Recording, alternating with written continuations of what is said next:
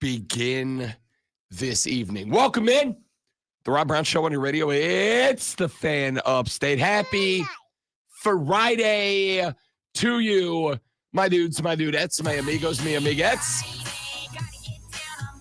Yeah, you do indeed gotta get down on Friday. And get down we shall over the next 4 hours of fun and shenanigans. I am Rob Brown. Do you get down on it, or do you just get down? Get down on it. Get down on it. Get down on it. That's only if you really want it. Party with you. Get down on it. Get down on it. Get down on it. We just want to. You get that. You get down on Friday, but I think it's on as in like, our meeting is on Friday. But also like, get down on it. You know what I mean? Sometimes you just got to get down on it. I wonder if there are a lot of people who are already off work. With Christmas being on Wednesday, it's really weird. For all those people, I hope that they are. I hope that they are. I hope that many of you listening this early in the morning are listening because you're just the type of people who like to get up early, but that you don't have to go into work today. Say your name was Cole or something. Like that. Yeah. I mean, that's just throwing that out there. I mean, the people, right? But the people to not have to not have to be out there working today. All right, enjoy your Friday off. Maybe you're one of those folks like you got all next week off. Zoe and I don't have all next week off. We do have to come in on Monday, but then we have all the rest of the week off. What time do stores open today? Because I'm guessing you probably don't want to be anywhere. Payday falls today for a lot of people, and you probably don't want to be around places where there's going to be last minute shoppers. I do think, and this is unfortunate for them, I do think the majority of the world is operating today without the same level of apathy that you and I definitely aren't working with today. I mean, we are just as excited. It's going to be an awesome place all day. An absolute and entire show. No questions asked. I'm going to put it this way. We're off the air at 10 today. I have stuff to do, but the stuff that I have to do can and today will be done at the Casa. I'm going to tell you how this day looks for one Rob Brown, and I'm pretty excited about it because it is, it's a senioritis Friday. We still got to come back and work on Monday. But we know Monday, ain't nobody going to be here. Yeah. Not like that really matters that much, but it matters a little bit. See, now, ordinarily what Rob Brown does ordinarily is that when we get to the end of November, Rob Brown is usually sitting on like 5 or 6 vacation days left. And I would just scatter them across the last couple of weeks. But Rob Brown obviously got married back in September and utilized the bonus week of vacation that he was rewarded with in his last contract extension. The extra week of vacation that I received. Way to go, you. I know, I'm proud of me. The extra week of vacation that I received, I utilized it obviously during wedding week. So I ordinarily would have just taken a vacation day on Monday as well, and just taken the whole week off next week. We're not going anywhere. We'll be around. It's upstate family Christmas this year. It was Florida family Thanksgiving. We'll flip it around next year, but no extra vacation day this year to be able to take the full week off. So Lonzo and I making the sacrifice for you, the people, by coming in on Monday and then not coming in on Tuesday or Wednesday or Thursday or Friday. We will be in on the Monday and Tuesday. I will be in. Lonzo will not. He's taking another week of vacation. The only reason why I'm reminding you is because you'll come in Monday and Tuesday and expecting, me, and it won't be me. You will get Rob Brown and someone or no one. I sent you the schedule. Hey, I didn't look at it. I know what my schedule is outside of that. No one does. It does affect you. What am I worried about? It does affect you. I know when I need to be here, so I'll be here. And then, listen, if somebody shows up, great. If nobody shows up, this is why Rob Brown taught himself to be the jack of all trades master. Well, that's the main reason why you need to look, because I'm on my own. Yeah. Well, I don't know that. As King George from Hamilton said, I'm on my own. We're deep referencing today. All right, we're having some fun today. All right. We got a lot of stuff we got to get to on the radio broadcast today. A lot of stuff we're going to talk about. I've got some sound that I want to give you later on in the show. I'm actually going to I'm going to bat lead off with a sound clip that I very, very much love. There's nothing I like more than a coach who just seems like a good time. Nothing I like more than a coach that's just like, that's a dude I'd suit up for. Louisville coach Pat Kelsey. This is basketball. It is still football season, but Louisville coach Pat Kelsey was at a microphone. Any relation to other Kelseys that we know? No, spelled differently. This is SEY, not CE. Louisville coach Pat Kelsey has had the Louisville Cardinal has had a run of games. And Pat Kelsey, they're 6-5. Pat Kelsey's trying to get that team pointed in the right direction. They have had 4 losses in their last 5 games. But in those last 5 games, they played a good Oklahoma team, a top 25 Ole Miss team, a top 10 Duke team. They beat UTEP, and a top 5 Kentucky team on the road. So, it's been a tough 2 or 3 weeks for Louisville. But Louisville has been put through the meat grinder as far as scheduling goes. So Kelsey showed up in front of the mic, and a media member asked him what I think is a very fair question about trying to keep emotion in check, trying to keep the mindset positively when you're not only eating L's, but you have got quite the sketty lined up in front of you. And here is how Pat Kelsey answered that question. Challenging is it emotionally or mentally to get a team ready when you had Duke on Sunday, this big marquee event? You got Kentucky on Saturday, another marquee kind of game, and UTEP plopped right here in the middle. How difficult is that just from an emotional standpoint? I mean, we get a bunch of free sneakers. I wear sweatsuits to work. My kids are healthy. My wife's hot. I got pretty good life. Yeah, that's pretty dope. I respect and appreciate that out of the man. He just out there. Look, I get free sneakers. I get free swag. My kids are healthy. My wife's hot. Life's good. Do you call your shoes sneakers? I am known to utilize the word sneaker. Yes. Okay. All right. I'm known to utilize the word sneaker. It's not my go-to. I say sneaks more than I say sneakers. But as I am a millennial and a child of the 90s, they're kicks. I call them kicks with great regularity. My mom always taught us to call them tennis shoes. So they're tennis shoes. It's very formal, though. Yeah, is it? It's very formal. Mom, can I have my tennis shoes? Hey, Mom, where my kicks at? Right? It's kicks.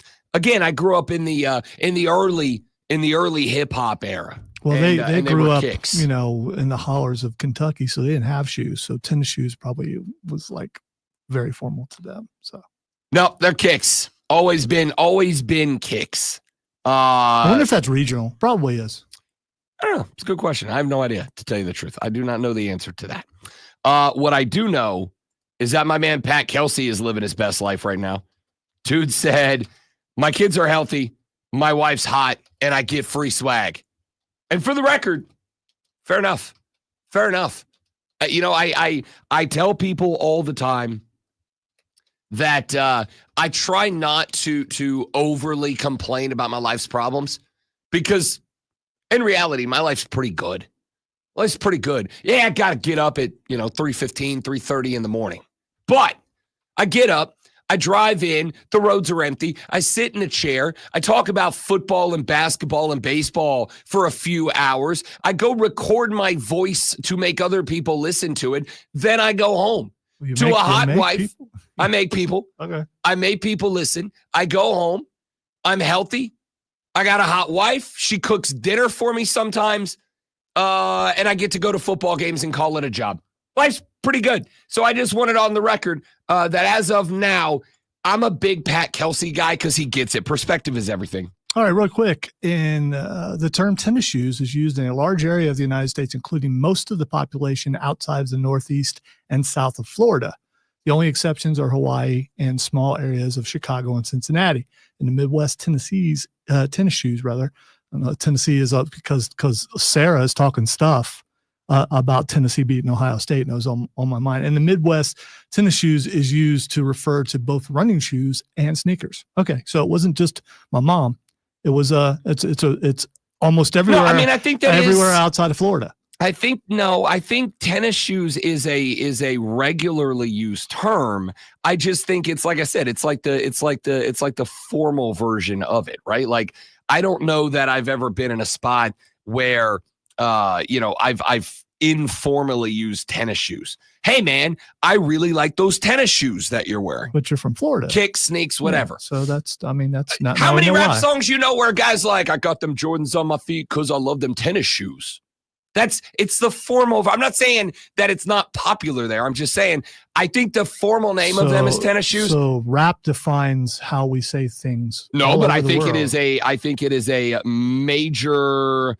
I think it is a major indicator of what is predominant in pop culture. Okay. Right? Well, I am curious because, according to the internet, which is never wrong, it's tennis shoes everywhere else except for Florida. So, I mean, once again, I think you're missing my point here. Yeah, I think a lot of people call them tennis shoes. Well, what I'm saying is that sneakers is used in the Northeast and Florida. Again, I'm not saying no one calls them tennis shoes. I'm saying that nobody, I think that's one of those words that in like the day-to-day usage of the word, predominantly they're referred to as informally as sneakers, kicks, whatever. I don't understand why you want to fight about this. I mean, it's okay to be. I'm not fighting. No. Be in the minority You're the about one shoes. You're the one that's fighting. I mean, because I'm like, yeah, I think people call them sneakers or kicks, and you're like, well, only in Florida, you loser. Like that's not. I don't think I said that, but I mean, inferred. That sounds like a self thing. Oh, for sure. I'm in my own head most of the time. All right, we got a lot we got to get to. Can we talk about the hat? What about it?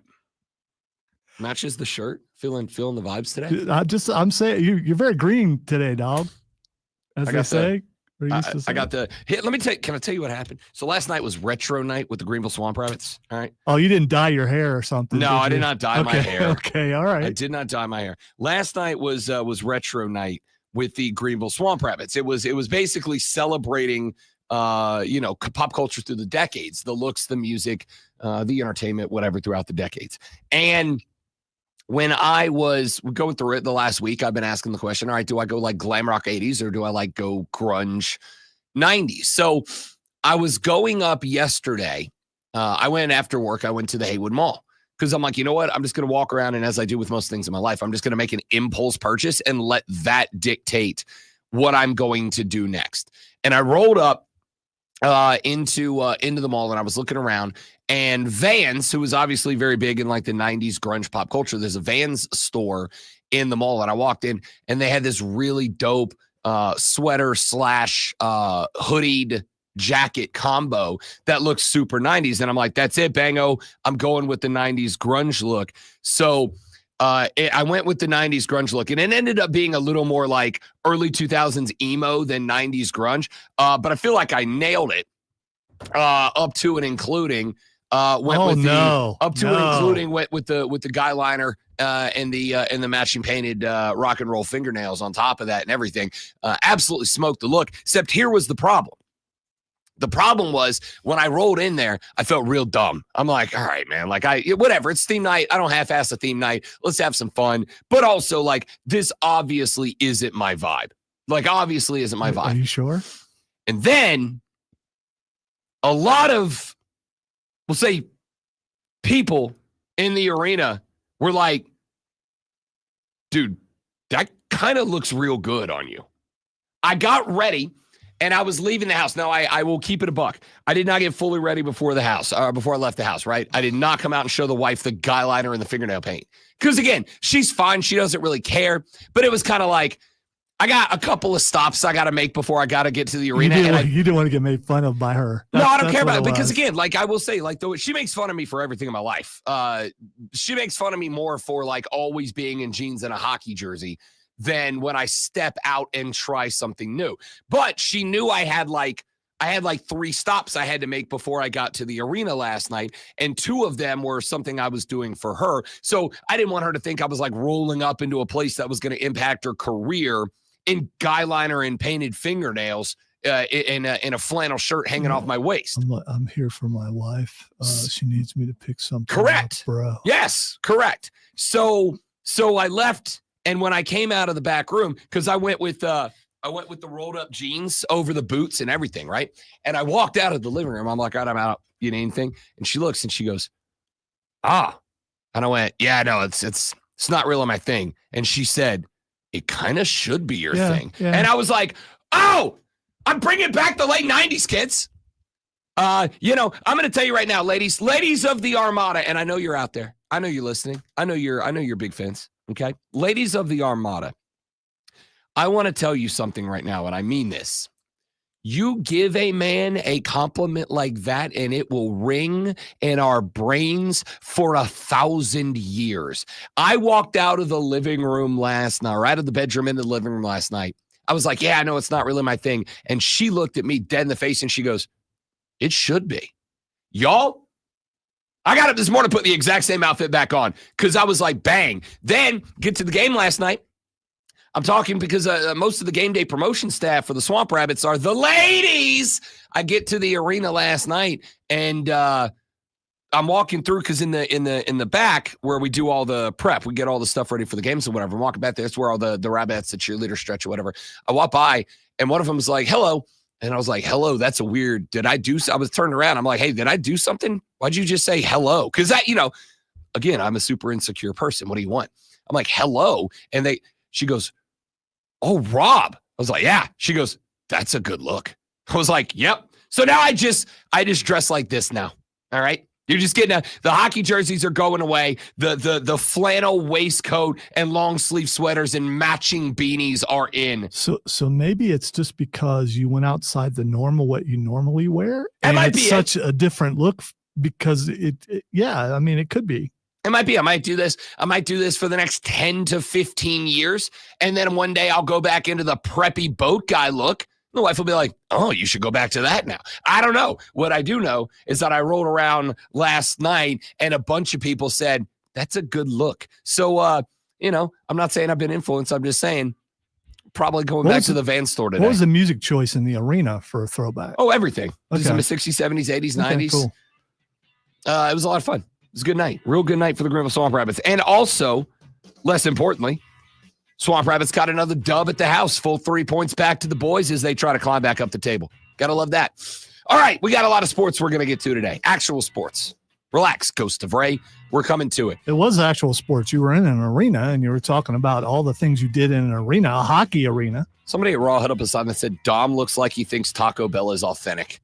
That's one of the best wrestling signs I've seen in a long time. Did they spell authentic right? Mm-hmm. Okay. Mm-hmm. You can't make fun of somebody else like that and not get it right.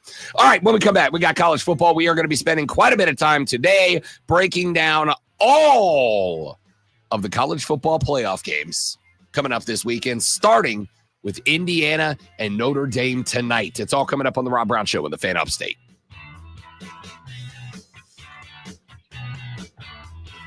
All right, Matt Crafter, what is it? Formal version of sneakers. Tennis shoes. Tennis shoes is the formal version. In Florida. Everywhere. No, in Florida. And I'm also going to go ahead and say, Ohio guy is the one guy who can't make fun of Florida guy. Yeah, I can. It's making fun of my people. Okay, can but should.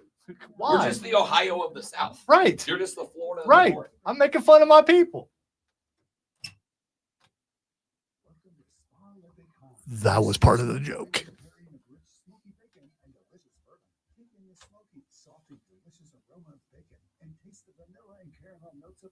Picture yourself in a world of nothing but bacon and bourbon. Imagine rounds of bacon, rivers of bourbon, and flavors to delight your taste buds. That world exists. Oh, fine enough. The fifth annual Bourbon and Bacon Fest is back. Carolinas. And welcome back. Mill in downtown Greenville. Friday, January 17th. Incredible distilleries from all over the country will pour dozens and dozens of bourbons you know and love, while ticket holders taste quirky treats from incredible local restaurants. VIP, general admission, and designated driver tickets are on sale now. Bourbon and Bacon Fest, Vintage Carolina Adaptive Golf, serving veterans and individuals recovering from physical or mental trauma. Bourbon and Bacon Fest, Friday, January 17th at the Foundry. Get tickets now by texting BACON to 72341 or visit bourbonandbaconfest.com. Test and date may apply. Do you know the most important factor in your company's success? It's your people. They're the heart of your business. So how do you harness this potential? Insperity can help, from recruiting and onboarding to employee development and retention.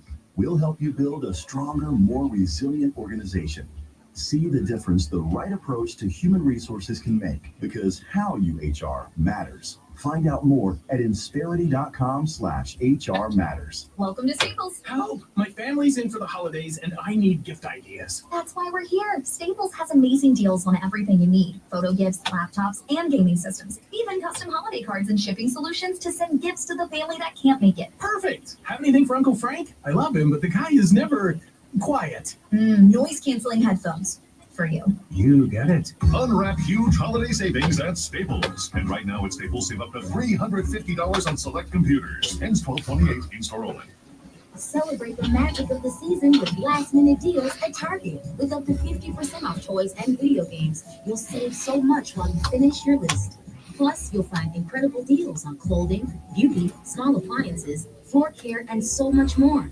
And there are even more ways to save when you join. As for turning sideways during breaks a little bit, I'm going to I'm trying to insert a minute of silence in about 20 files to save myself time when I get off the show. Literally, that's what I'm doing.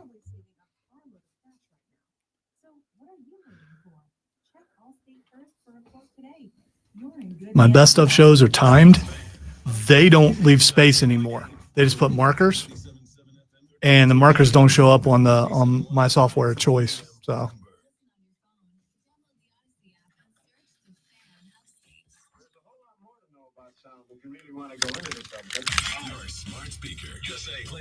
and I can't get it caught up because I'm too stinking popular.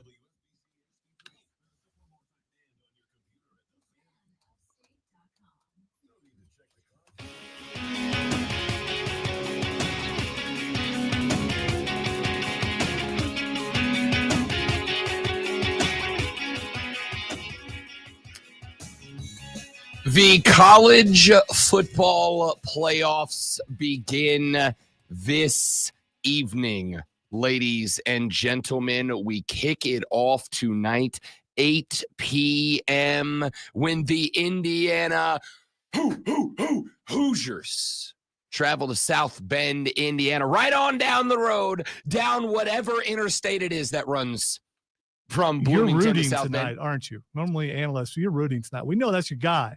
Your boy's up there coaching. You know, I say all the time, and for the record, I very much do mean it, that when Rob Brown is behind a microphone, I am I do my best to be as unbiased, as neutral, as down the middle as I can be. Sincerely. Except for being disrespectful to the Ohio State University and the Kansas City Chiefs. Which I am not. It's just that some people lack the ability to take off the fan cap and therefore believe that if you're not blowing smoke up my skirt, you're obviously insulting me. You've used that phrase a lot. I mean, where it's an important phrase. It's a good cliche. Okay, yeah, good cliche. I don't know what it means, but because someone must have done that at some point to like, hey, stop blowing smoke up my skirt. I mean, you know.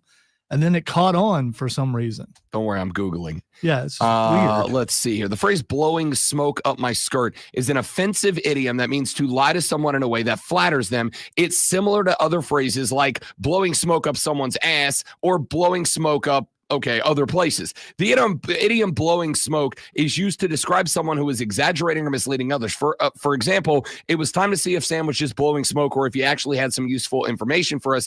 The second part of the phrase up someone's skirt may have been added to make the phrase more vulgar and likely originated in British or American armed forces. So basically blowing smoke up my backside, but then we added up the skirt. So they have no origin. Usually there's an origin there somewhere. I'm sure there's more, but I have to talk about sports here. So You must have went We'll to come the back to Urban that. Dictionary for no, that was AI. Oh, was it? I was Okay. leaning on AI. Anyway, I do my best to remain as neutral as I can. Some people cannot handle that. Some people just want to be told everything about your team is super duper awesome and amazing, rainbows and unicorns and puppies. That is why there are, not naming anywhere in particular, but like stations that are just entirely propaganda stations of a team that never get into the tough conversations. I do. Sometimes I'm going to tell you, Clemson, you're going to get hammered by Texas this weekend. Okay? Is that what you're saying? Yeah, I did a All right. lot on this game yesterday. A lot on this game. And respectfully, with the changes, with the loss of receivers, with the banged up running backs, there is no, I'm not going to say no. There's a Powerball lottery ticket chance that Clemson upsets Texas. But it's a Powerball lottery ticket chance, right? As an analyst, I have no dog in the SMU Penn State fight, or excuse me, in the Indiana Notre Dame fight. As an analyst, as somebody who's going to sit here today, I will tell you that my picks and prognostications in this game come from a place of neutrality, because here's the thing. You know what the most important thing for me to do on this radio station is? To be right more often than I'm wrong. Because if I'm wrong all the time, there's no point in me being here. If I'm right more often than I'm wrong, as I usually am, then there's a good reason to keep paying me to do it. So, as an analyst, no dog in the fight. But as a dude, as a bro, as a guy, dog in the fight. Yeah, it's pretty simple. I win. Google me. I'm in. See, if I were a contrarian, I would automatically pick Indiana to lose because you like the coach so much, but I am not. I am also wanting Indiana to win because I don't like Notre Dame. I don't know why. Maybe it's all the pomp and circumstance. It's the arrogance of their fans. Yeah, it is. I don't know that I've ever met a Notre Dame fan. Maybe I have, but it's more about special treatment, all that kind of stuff. How, I don't know. Just growing up, there was a mystique about them that I didn't understand why. Well, again, I think a large part of it is because Ohio State fans, like fans of every major university, believe that if you're not saying how amazing I am, that you hate me. By the way, that wasn't it. I've always thought that they've been overrated. They get this, they're back, but they're independent and they're not in a conference, and that bothers me because they can pick and choose who they play. And do they play gimmies all the time? No, they play some pretty good games. I was going to say, I think one thing you got to give credit to Notre Dame for is they don't schedule a bunch of MEAC cupcakes and claim that they're as good as everybody. They usually put a pretty good little schedule together. They have their share of those, but no, I agree. But there have been years where they haven't played anybody at all and still got ranked. Yeah, and but that bothers me. Those years, Manti Te'o and the Notre Dame Irish get beat by Alabama by 100. Right? Like I don't know. I don't have the what's the word I'm looking for here? Grudge against Notre Dame. See, I don't hate them. If I have to pick someone going up against Notre Dame and it's not a team that I normally root for, I'm going to pick that team to beat them. I mean, in fairness, I'm pulling for Curt Cignetti just to straight up win a natty this year. All right. I think Curt Cignetti winning Coach of the Year and then winning a natty would go down to be one of the funniest things that's ever happened. Unlikely, but still possible. Yeah, it's pretty simple. I win. Google me. We'll find out. I mean, he's beat everybody but Ohio State. So we'll see what he does against Notre Dame. That being said, this line has been stuck at an even 7 since the announcement of Notre Dame taking on Indiana in round number 1. The Irish opened at 8.5-point favorites. It got bet down to the flat tutty immediately, but it has hung out there for about a week now. The over-under in this game is currently sitting at 51.5 in this one. I think this is an interesting game. I am going to say I'm picking Notre Dame, not just for the win. I'm picking Notre Dame for the cover. All right. Now, again, I am rooting for Indiana as a dude, not on air, Rob, off air, Rob. Guy who's going to be parked in front of the 75-inch tonight, getting really jacked up about a little college football playoffs. I'm pretty gassed. pulling for Indiana. But as a dude behind the microphone, yeah, I think Notre Dame wins and covers in this one easy. Okay. Now, there is a path for an upset here for the Irish. There's good news, there's bad news. The bad news is that this game is going to be played in 27-degree weather with a cold index of 24. There is a possibility of snow. There's a possibility of snow, but it is a very minor possibility tonight. Kickoff at 8 p.m. in South Bend, Indiana, slated to be 27, with a real feel of 15 degrees. And there is a 30% chance of precipitation. So not a big chance of snow, about a third, about a 30% chance. If it snows, It's enough to make it pretty. If there's flurries, you can't really see them on the camera though, but still. if it snows, I actually think that's to the betterment of Indiana. I think Indiana benefits in the weather here, and here's why. Kevin O'Rourke's a pretty good quarterback, 2,800 plus yards, 27 touchdowns, 4 interceptions. To compare that, he has roughly 800 more yards than Riley Leonard does. He has 11 more touchdowns and 1 fewer interception. Riley Leonard, 16 tutties, 5 picks on the year. Where I find this interesting is that, and obviously I think it does have to be pointed out. I asked Ryan Horvat of BetMGM tonight. He's a big Notre Dame guy. And he was, when I was on their show on Tuesday, he was talking about, Indiana ain't played nobody, Paul. And I get it, because he's not wrong. Indiana played one good team this year. It was Ohio State. And Ohio State beat the brakes off of them in a game that was not as close as the final score indicated, because late in that game, Curt Cignetti and his Hoosiers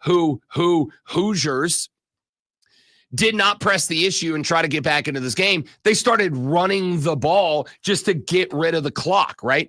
They started running the ball just to get the clock down so they could get the hell up out of Columbus and stop getting waxed by the Buckeyes, which, okay, fine. I get it, right? Like, you're in the hunt for a playoff. You have got to, in that spot, you have got to try to make a, not just who you lose to, but how you lose to them argument. It is important to try to keep that score close.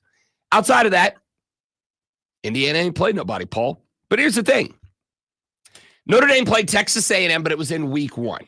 And all due respect to the win over Texas A&M, a ranked win in week 1, to me, son of a Wow. Merry Christmas to me. 3-2, just like that. Woof. Oh, no. Is it 4-2?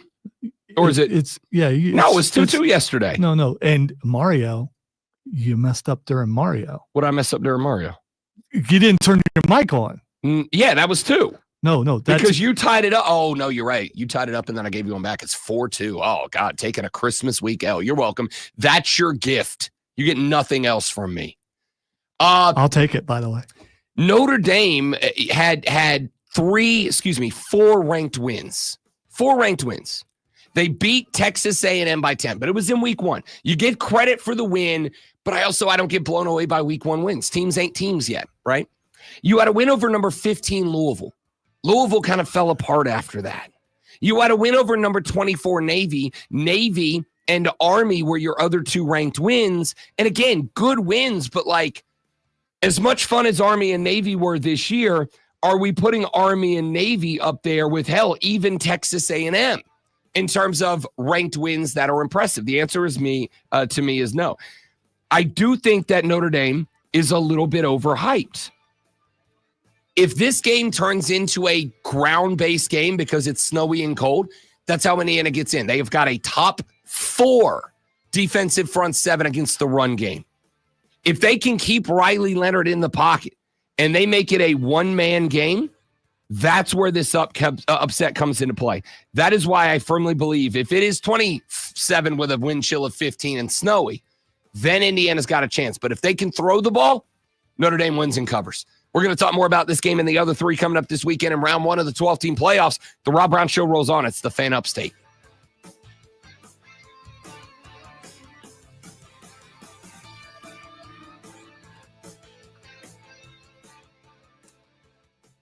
Yes, Matt Crafter, it is a focus issue with this webcam. The problem is that it is, as it is a webcam, it is designed to be closer like this, right?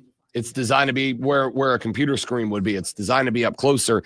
And so the focus angle of the webcam, when I'm back here, is like right here.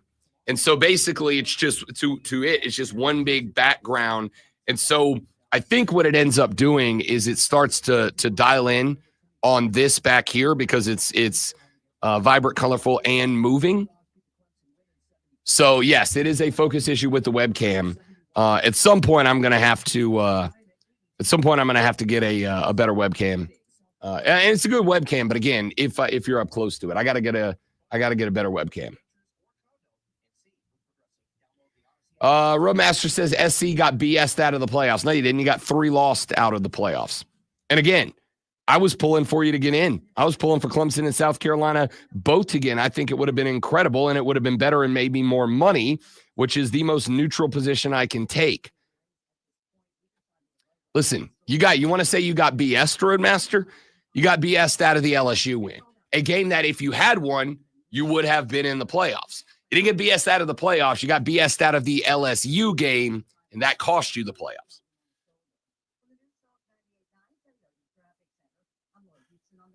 Hey everyone, it's Ted from Consumer Cellular, the guy in the orange sweater, and this is your wake-up call. If you're paying too much for wireless service, you don't have to keep having that nightmare. Consumer Cellular has the same fast, reliable coverage as the leading carriers for less. And for a limited time, new customers receive their second month free when they sign up and use promo code SECONDFREE by January 26th. So why keep spending more than you have to? Seriously, wake up and call 1-888-FREEDOM or visit consumercellular.com. Texas fees and other third-party charges. I adored that of that entire trailer yesterday. The only thing anybody cared about was the bad haircut on Green Lantern. That's on purpose. Oh, I know. It's still hilarious. The dog, though, that was Crypto. Crypto. I'm pretty excited. We got crypto. Yeah, And a good crypto. No, I was going to say a different looking Yeah. crypto. I didn't expect him to look like that. And I was like, oh, that's cool. Superman finally got his very good boy. But who whipped his butt? That's the question. I know. Who knocked him out of the sky and bloodied him? Without hearing Lois Lane, I like her look. I do too. It's I will give them this, which I didn't know if I expected it or not.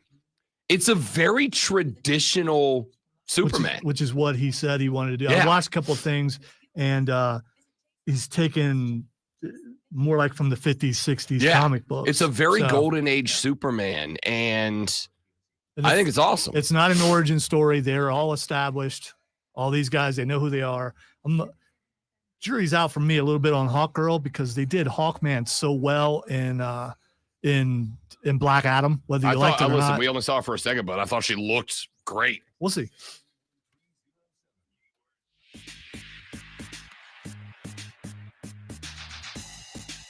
Yeah, I'm going to keep it a buck with you. I know what we're doing today, which is spending a lot of time on the 4 games in round 1 of the college football playoffs, as obviously we get those started this evening with Indiana and Notre Dame. We obviously have a trio of games lined up tomorrow. We open it up with Penn State hosting SMU. We then head out to Austin, Texas, where the Clemson Tigers will take on the Texas Longhorns at 4 p.m. And then we wrap it all up in an 8 o'clock game when the Buckeyes of Ohio State University welcome the Tennessee Volunteers. Text line is 71307. Start your text with fan.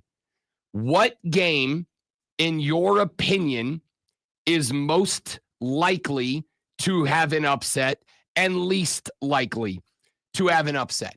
Which game, in your opinion, is most likely to feature an upset, and which game, in your opinion, is least likely to feature an upset? I am going in this order. I think the game most likely to feature an upset is SMU at Penn State. I did this last night. All week I've been saying Tennessee, Ohio State. I think the game most likely to feature in upstate is SMU Penn State. I think that SMU has been slept on. I think Kevin Jennings is the real deal, but there's also the other side of the equation, which is that small game James is in charge at Penn State. And I know that the narrative has traditionally been, James Franklin can't beat Michigan. He can't beat Ohio State. And that's fair. But here's the thing. I am willing to take the gamble that James Franklin just ain't a clutch game guy because, and I think we've realized this over the past couple of years, what are the other big games that Penn State's been involved in? That's kind of their big games, right? Michigan and Penn State. Annually, that's kind of their big games. They occasionally catch a Notre Dame.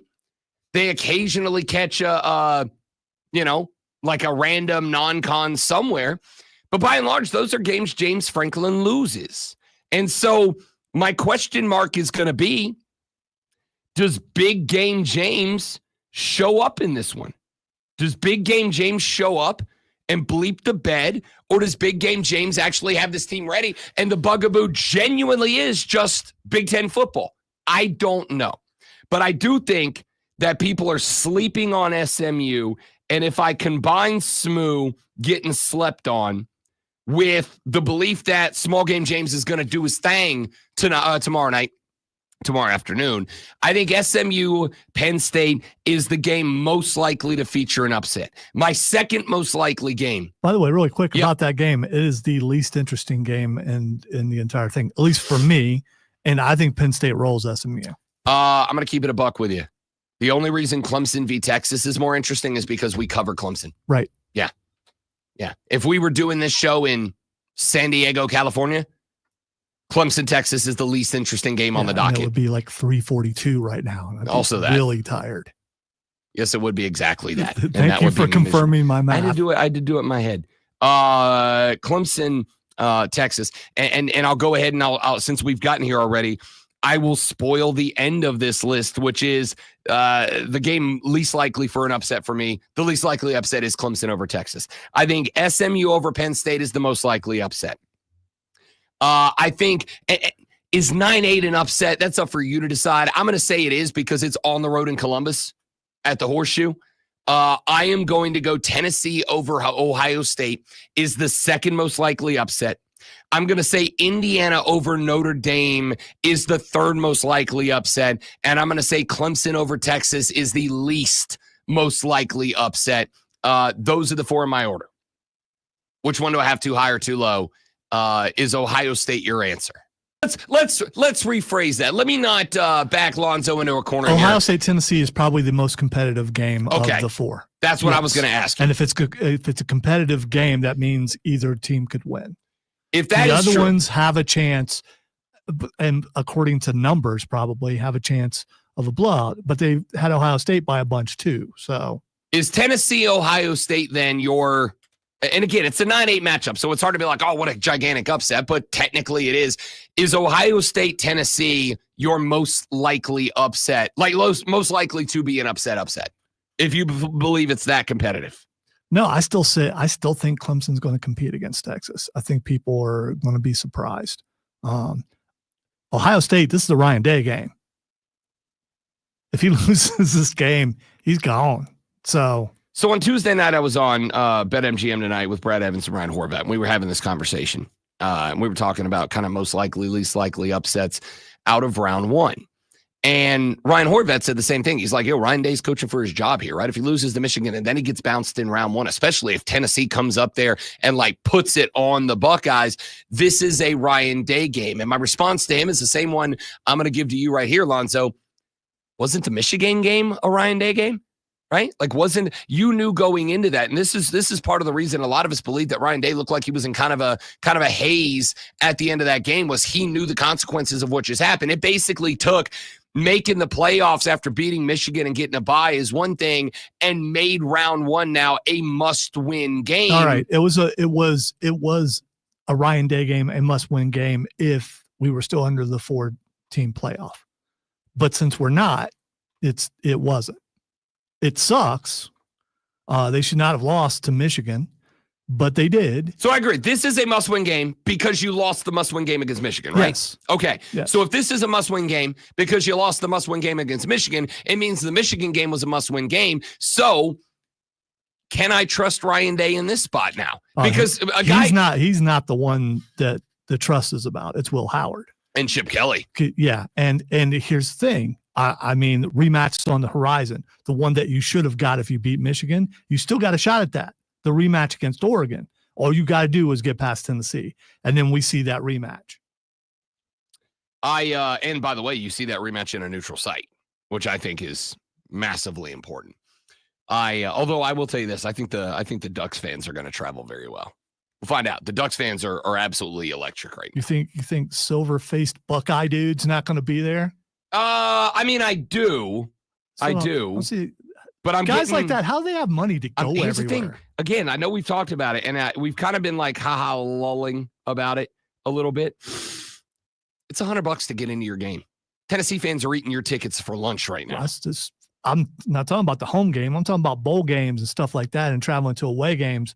And I'm not even talking about the price of the ticket. I'm talking about the price of the flight or gas to get there and staying somewhere. Well, I'll tell you how they're doing it, Lonzo. They didn't take jobs in radio is how they're doing it. That might be the key. It's a big factor in that equation. Although some radio guys get flown there and get sent to places. Yeah, but those guys are working. Yeah. I want to show up and knock back about 15 Budweisers, especially if it's going to be 22 damn degrees at kickoff. That's funny because you're saying that all people in media whilst in the booth are completely sober.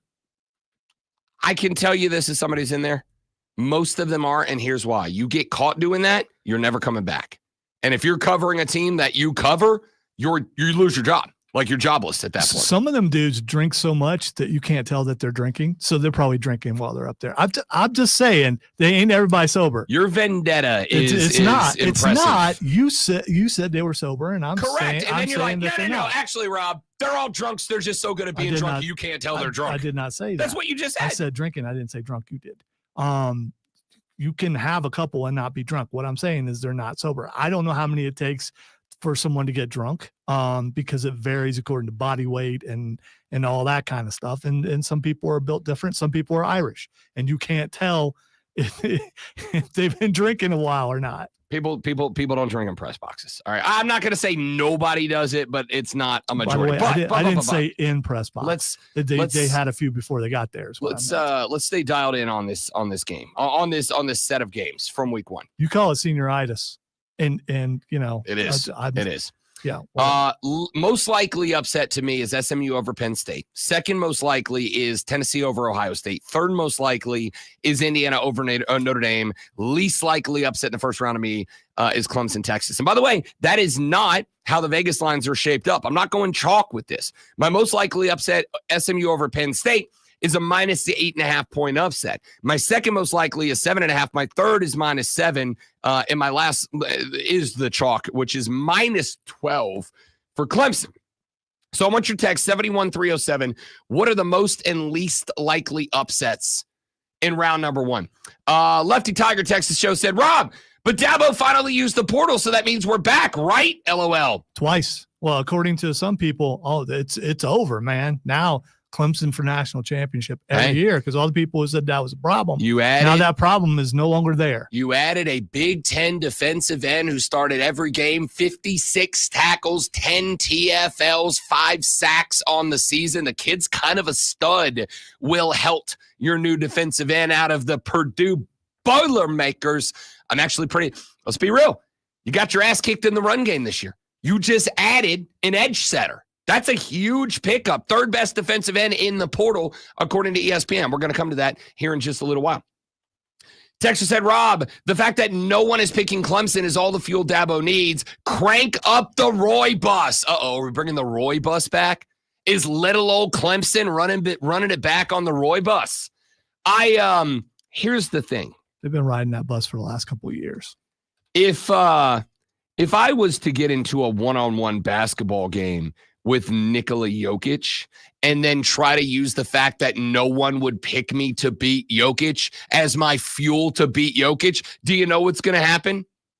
I'm losing 21 to -8. Wow, you're saying that's the difference, you and Jokic and Texas and What I'm Clemson? saying Dude, is that sometimes that's harsh. what I'm saying is that sometimes you just ain't got the dogs. Sometimes you just ain't got the talent. Clemson's a team with a ton of talent. I'm not arguing.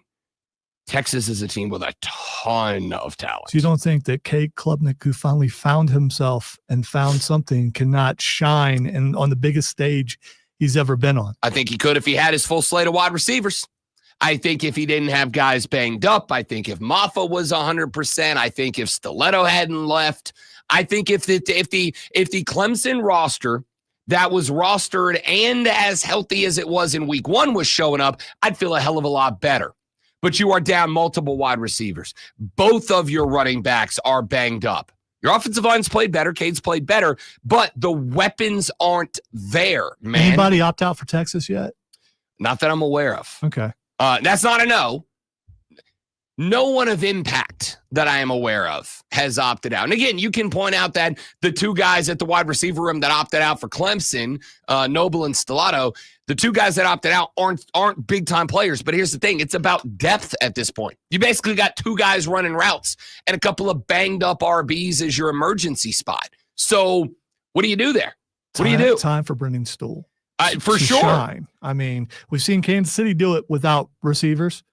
You roll out 3 tight ends if you got them. We putting Klubnik as the Mahomes of college football, though.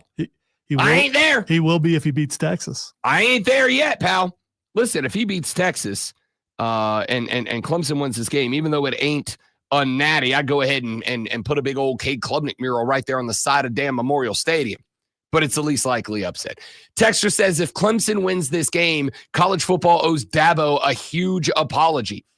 I don't know if apology is the word, but I would damn sure say I'm a lot more likely to say that, you know what, maybe the philosophy of Dabo Swinney isn't quite the disaster that a lot of us predicted it was going to be. I think there would be a whole lot of conversation about maybe Dabo wasn't wrong. Now, I will say this, Texter. I will say this. He has picked up 2 guys in the portal over the last 4 days. So I don't know, man. Like, does he see the writing on the wall, right? Because this is, and again, I know Dabo's the whole time said, if the right guy's in there, right guy, right fit, right time, we'll go get him. He's gotten 2 guys. These guys must be very special, Rob. We'll find out.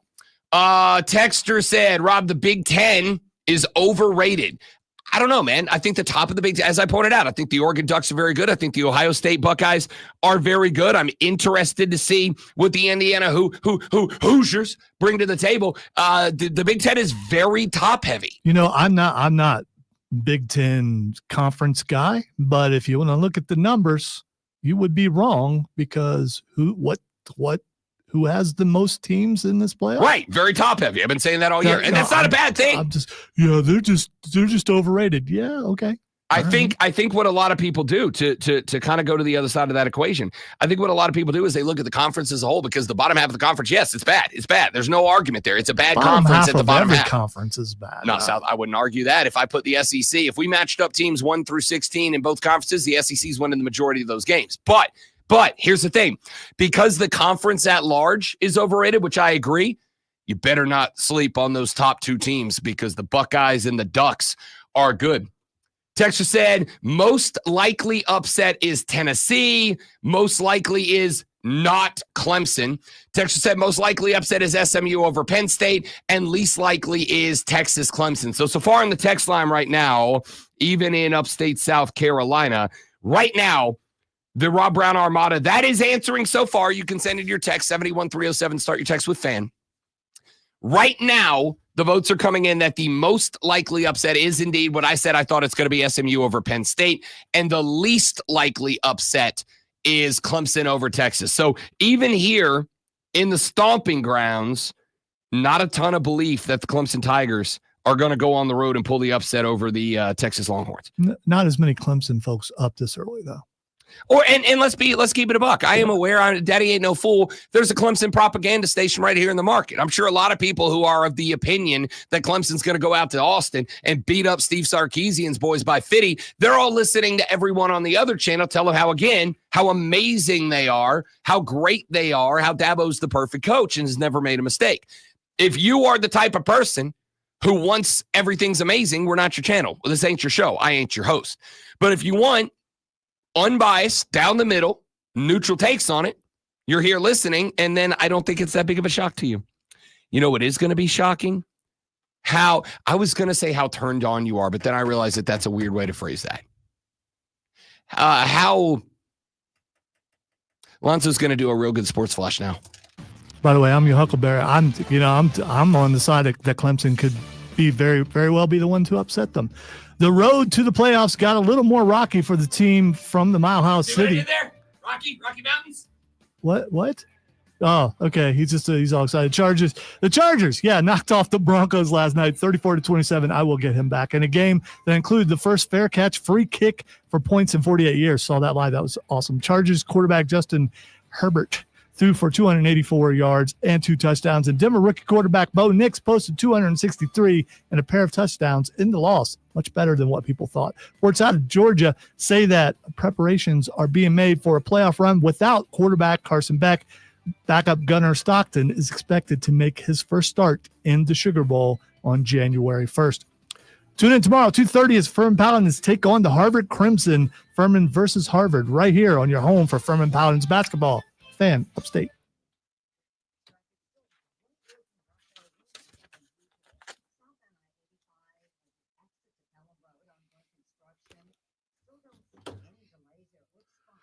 Thanks, Chris. But Rob's going to melt down if he continues to wear that hat in this room because it's toasty up in here.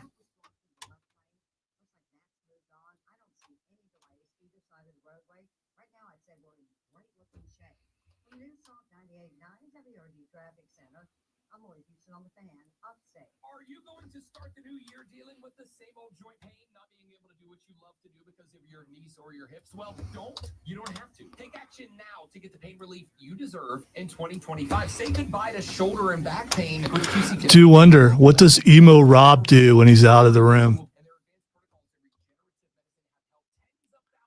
Leans and broods. That's what I'm going to go with. Leans and broods.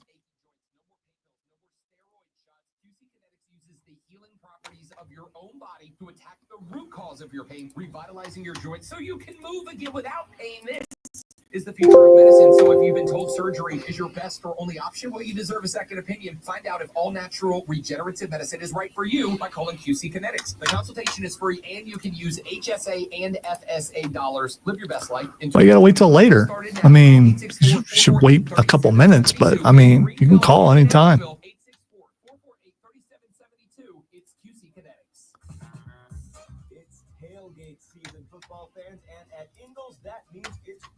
Season. I mean, the grill is basically shaped like a stadium, a meat stadium. Those grill grates, kind of like yard markers. The sizzle of those delicious steaks, burgers, and dogs. The roar of the crowd. So, who's hungry for some good old-fashioned tailgate food and a hometown victory? I know I am. Ingles, low prices, love the savings. Open enrollment is going on now, but not for long. Don't risk going uninsured in 2025. South Carolina Blue is here for you. Visit scbluehereforyou.com. How goes the brooding? Appointment at the South Carolina Blue. I wasn't brooding. Well, emo Rob would go out of the room and would like. No, this isn't emo. Leave- Last night was emo Rob. Okay, all right. Tonight's hipster Rob. The only difference is, well, that's every day, but the only difference is you don't have that lock coming down, the hair lock. And I didn't put the From guy now on, guideliner called on the this one. Mario lock. I didn't put the guideliner. No, it's the Mario curl.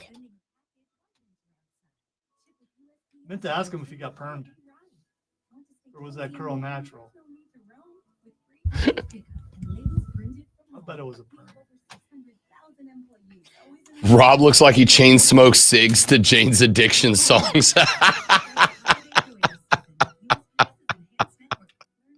That's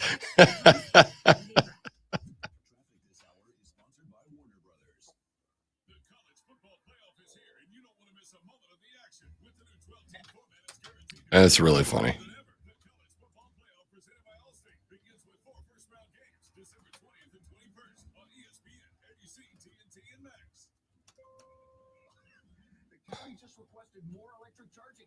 Orders have really amped up at Able Electric. We had 3 more at First in Maine, and we just got another hotel chain. It's no shock.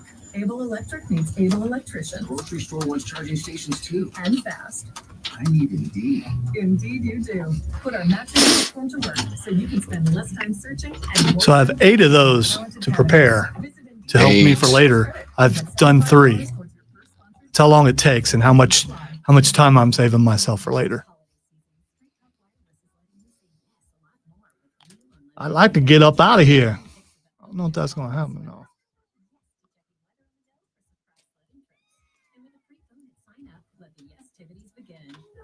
I think the grunge thing's gone through your head. You're just really angry today. I mean, there's a lot of. Is your head sweating yet? No, actually, we're really real good right now.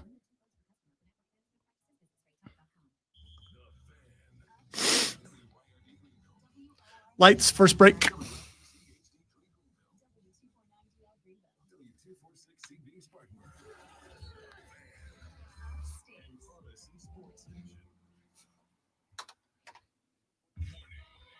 Check this out. You're on official Rob Brown lockdown. Represents being weird. Yeah. Manufactured locally for the Carolinas. Lockdown. This is the Rob Brown Show. Yeah. Rob only. The fan of state. Yeah. Welcome back, ladies and gentlemen. Hour number 2 of the Rob Brown Show starts now. It is the fan upstate. What's happening, y'all? Happy Friday.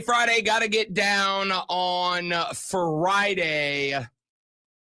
Everybody's working for the weekend, and most of the week off next week. Cannot wait to get there. I hope that you are just having an absolutely fantastic week. I hope that your Friday, if you are one of those people that has to do a work today, I hope that it goes smoothly and most importantly, very quickly. Joe Burrow, I enjoy giving gifts at Christmas time. It's one of my things. It's not just giving the gift, Lonzo. I enjoy nailing a gift.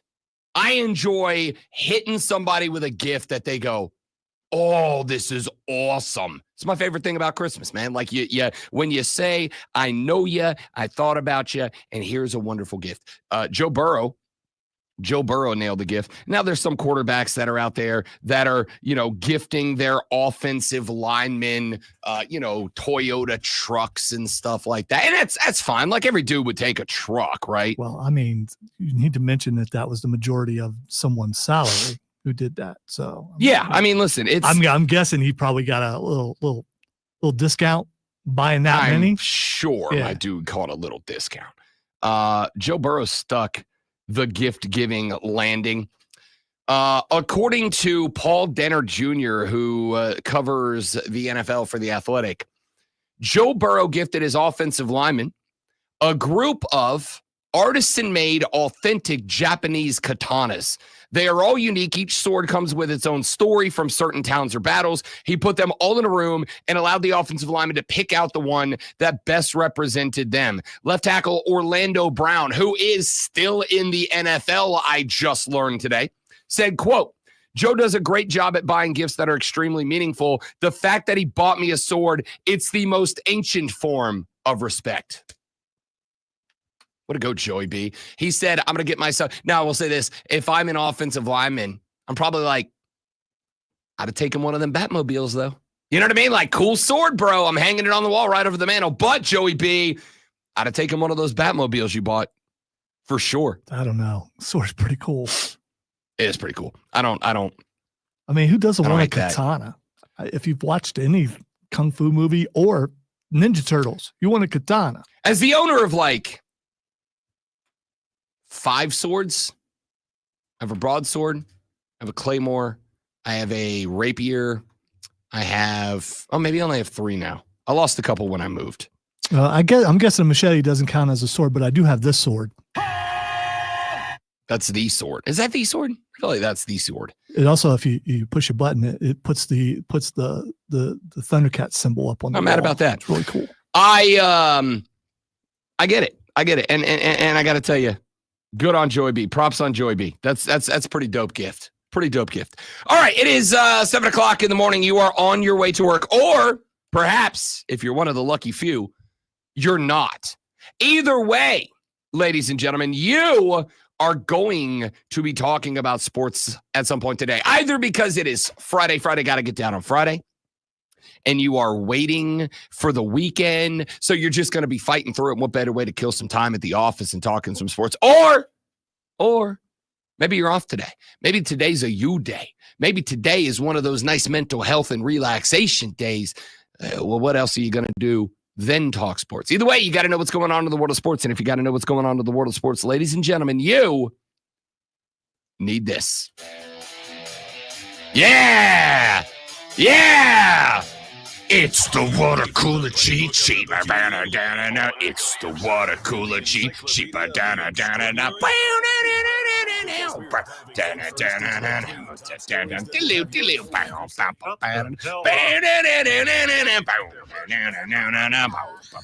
Water cooler. It's the water cooler cheat sheet. Yeah. So I pushed the wrong button. I would say fire me, but I don't want that to happen. You know, it's Christmas. I don't want. I mean, at least wait till we get back. It's Christmas time. You can't do that. Can't do that. Water cooler cheat sheet, top 3 sports stories that you need to know before you get to the office today. Yeah. Item number 1.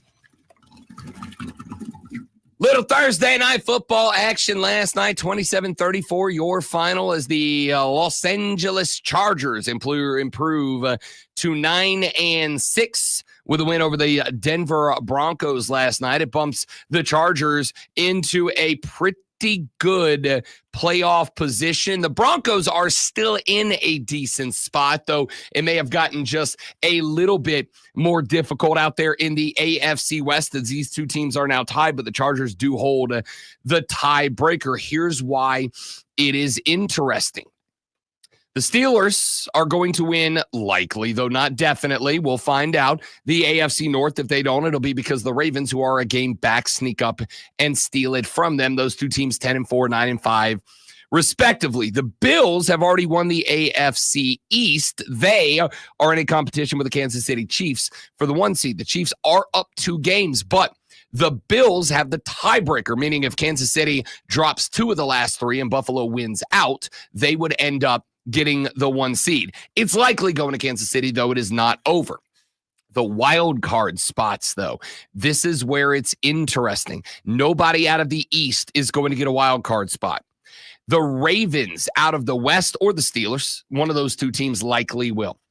Nobody out of the AFC South is going to get a wild card spot, meaning there are 3 spots to split up between the Ravens or Steelers, whoever does not win that division, and the Chargers and the Broncos, both of whom are 9-6. So they're still both in a spot that they could get there, but the board is open, very open. I believe they played each other last night, which would make the Chargers 10 wins. No, they're 9-6 after last night. Maybe I looked at it wrong. I thought they had 10 wins. The Chargers, as it stands right now, are 9-6, second in the AFC West after that win last night. They have 2 games left to play. They have the Patriots and the Raiders. The Denver Broncos, after last night, are 9-6. They have 2 games left to play at Cincinnati and then back home against Kansas City. Again, there are effectively in the AFC 3 wild card teams right now. The loser of the race between the Steelers and the Ravens for the AFC North, the Chargers and the Broncos. Now, there is a way, although it's unlikely, it would require the Broncos to lose out or the Chargers to lose out, and it would require the Colts to win out or the Bengals to win out or the Dolphins to win out. If any of those teams take an L this weekend, one of those spots is going to one of the teams with 9 wins. So we'll keep an eye on that for you. But there was a little bit more to that game because last night we had a little bit of history getting made. 8 of 9 from 50 plus. Let's go. Put it through. So J.K. Scott's going to hold it. And this would make it 21-13 at the half if it's good.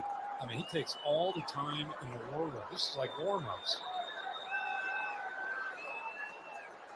Meanwhile, Marvin Mims is all the way back in case it's short, and he wants to run it back. So Dicker, 3 years now, solving Charger kicking woes for several years prior to that.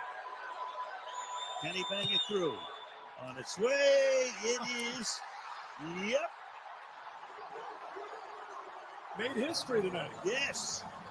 We did made history tonight. That is Dicker the kicker, Eric Dicker, who knocked through for the first time in 48 years a fair catch free kick. There was a punt as time was ending. The punt catch was interfered with. A 15-yard personal foul stuck onto the end. That brought the ensuing play out to around the 48-yard line going in. Well, in the NFL, there is a rule that is very, very rarely used, that if a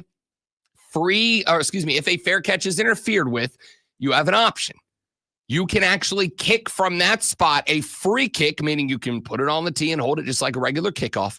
A free kick that, if it goes through the uprights, would be 3 points. The Chargers elected to go ahead and make that decision, and Dicker the kicker, big Dicker energy from way long 58 away, puts it dead center through, and our first fair catch free kick in 48 years goes on the board. See, here's the thing, though. If you watched it, I was watching it live, and the announcers were saying, do they know they get a free kick? And they delayed the game for longer than I think they should have been able to explain it to Harbaugh. It was pretty cool what they did because you get to see history, but you could see them on the sidelines explaining to him because he didn't know.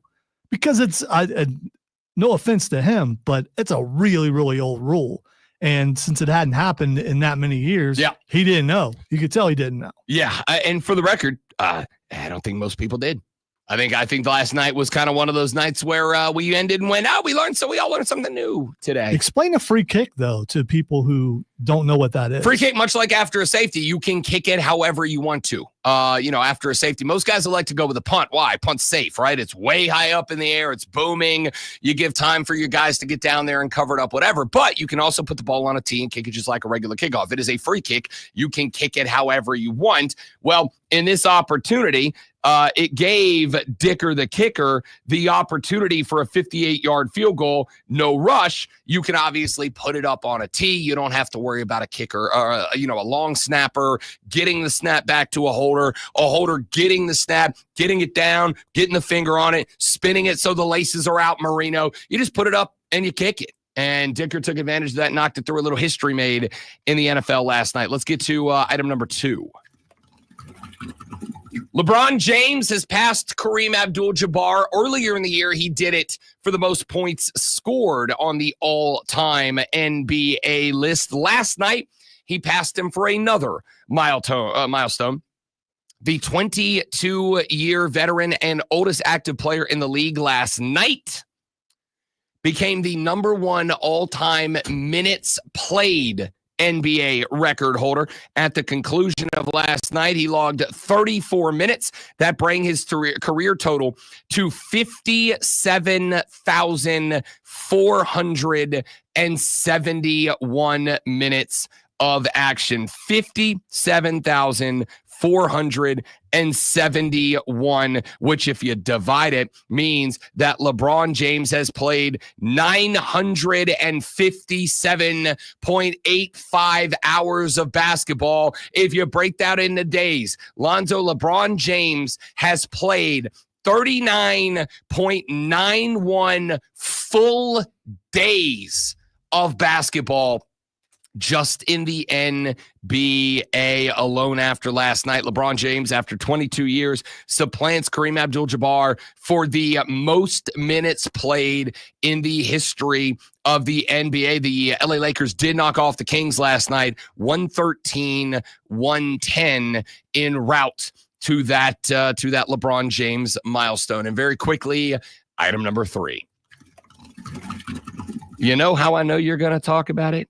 I know you're going to talk about it because we have been talking about it all morning, and we will continue talking about it all morning. Ladies and gentlemen, welcome to the first 12-team NCAA college football playoffs. They begin this evening, 8 p.m., when the Indiana Hoosiers travel up whatever interstate number it is, to South Bend, Indiana, as Curt Cignetti. Yeah, it's pretty simple. I win. And the Hoosiers take on Marcus Freeman and the Notre Dame Fighting Irish. Somebody's national championship dreams die on a field in Indiana tonight. And then tomorrow we start at noon o'clock when the SMU Mustangs travel up to Happy Valley to square up and off with the Nittany Lions. Somebody's dreams of a natty die in Happy Valley tomorrow. Then, just hours later, off we go to Austin, Texas. The big boots of the Longhorns taking on Dabo Swinney and his Tigers. Somebody's natty dreams die in the Texas heat of December. Then, just a few hours after that, we wrap up round one in Columbus, Ohio. The Horseshoe will be full of scarlet and gray, but it's going to have a pretty good representation of checkerboard orange and white, because Neyland's Navy takes to the interstate. They head up to Columbus as the Tennessee Volunteers get ready to do battle with Lonzo's Ohio State Buckeyes. And somebody's national championship dreams die at the 50-yard line. Will a flag be planted, or will the Buckeyes bounce into round number 2? It is time, ladies and gentlemen, and we will continue talking college football playoffs as the show rolls on. I am Rob Brown, the great one Lonzo on the ones and twos. We are talking playoffs today on the Rob Brown Show and the Fan Upstate. That was very dramatic. Lights.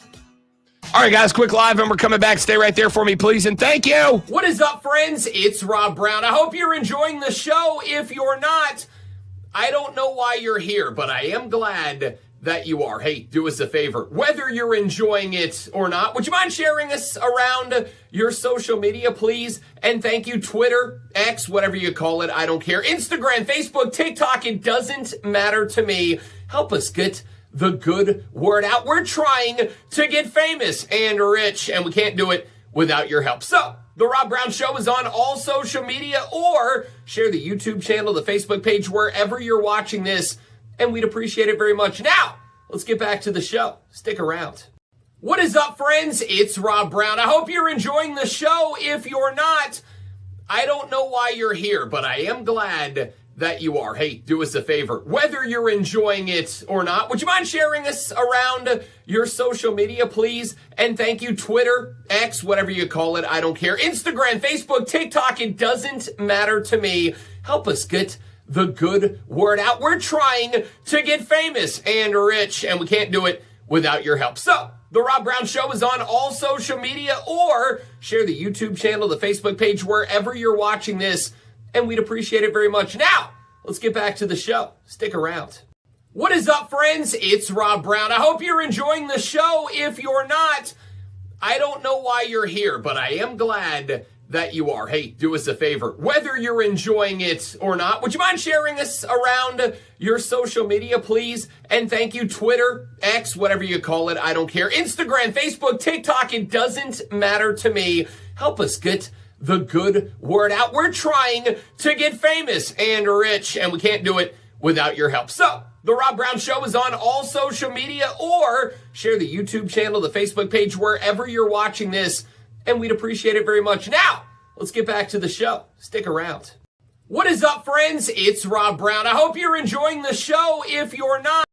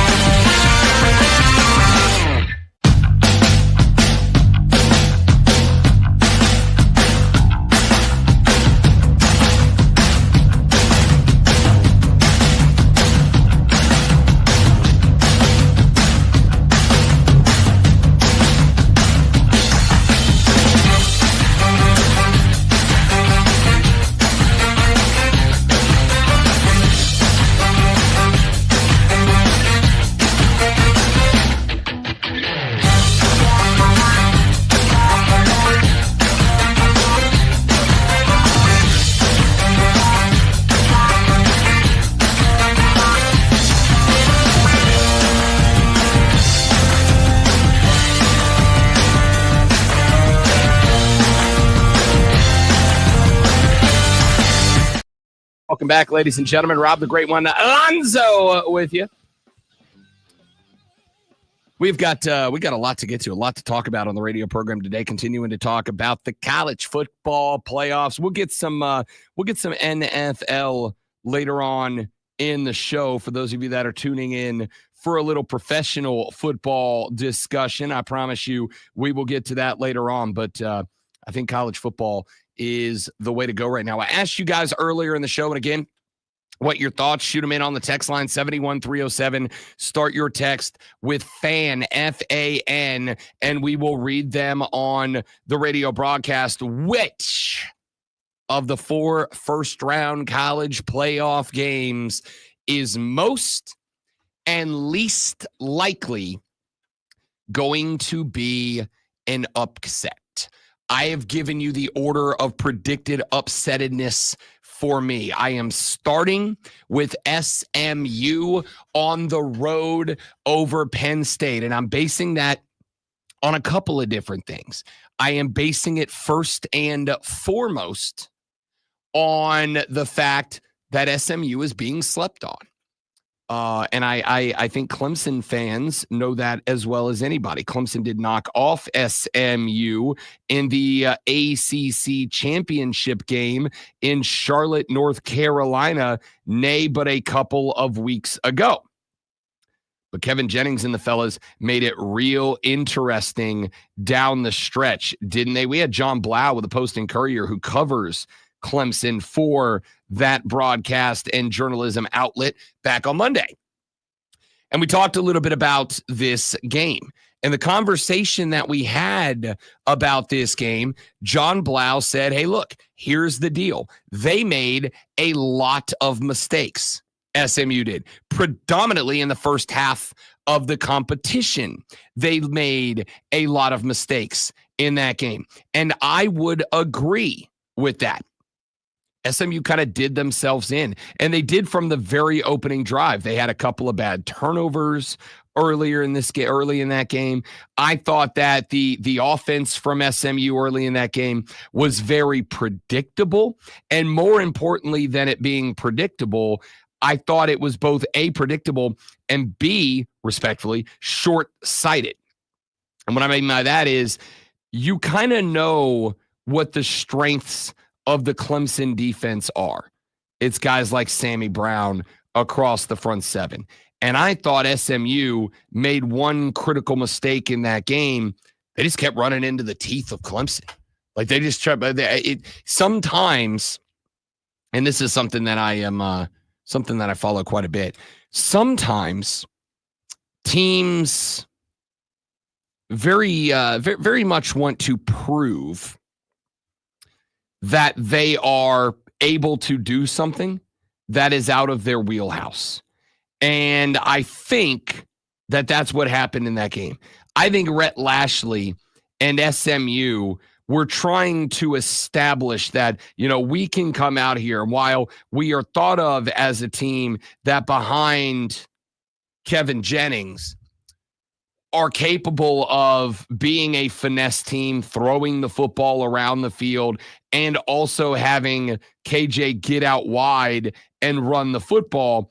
We're a gritty, hard-nosed football team. We can run the ball as well.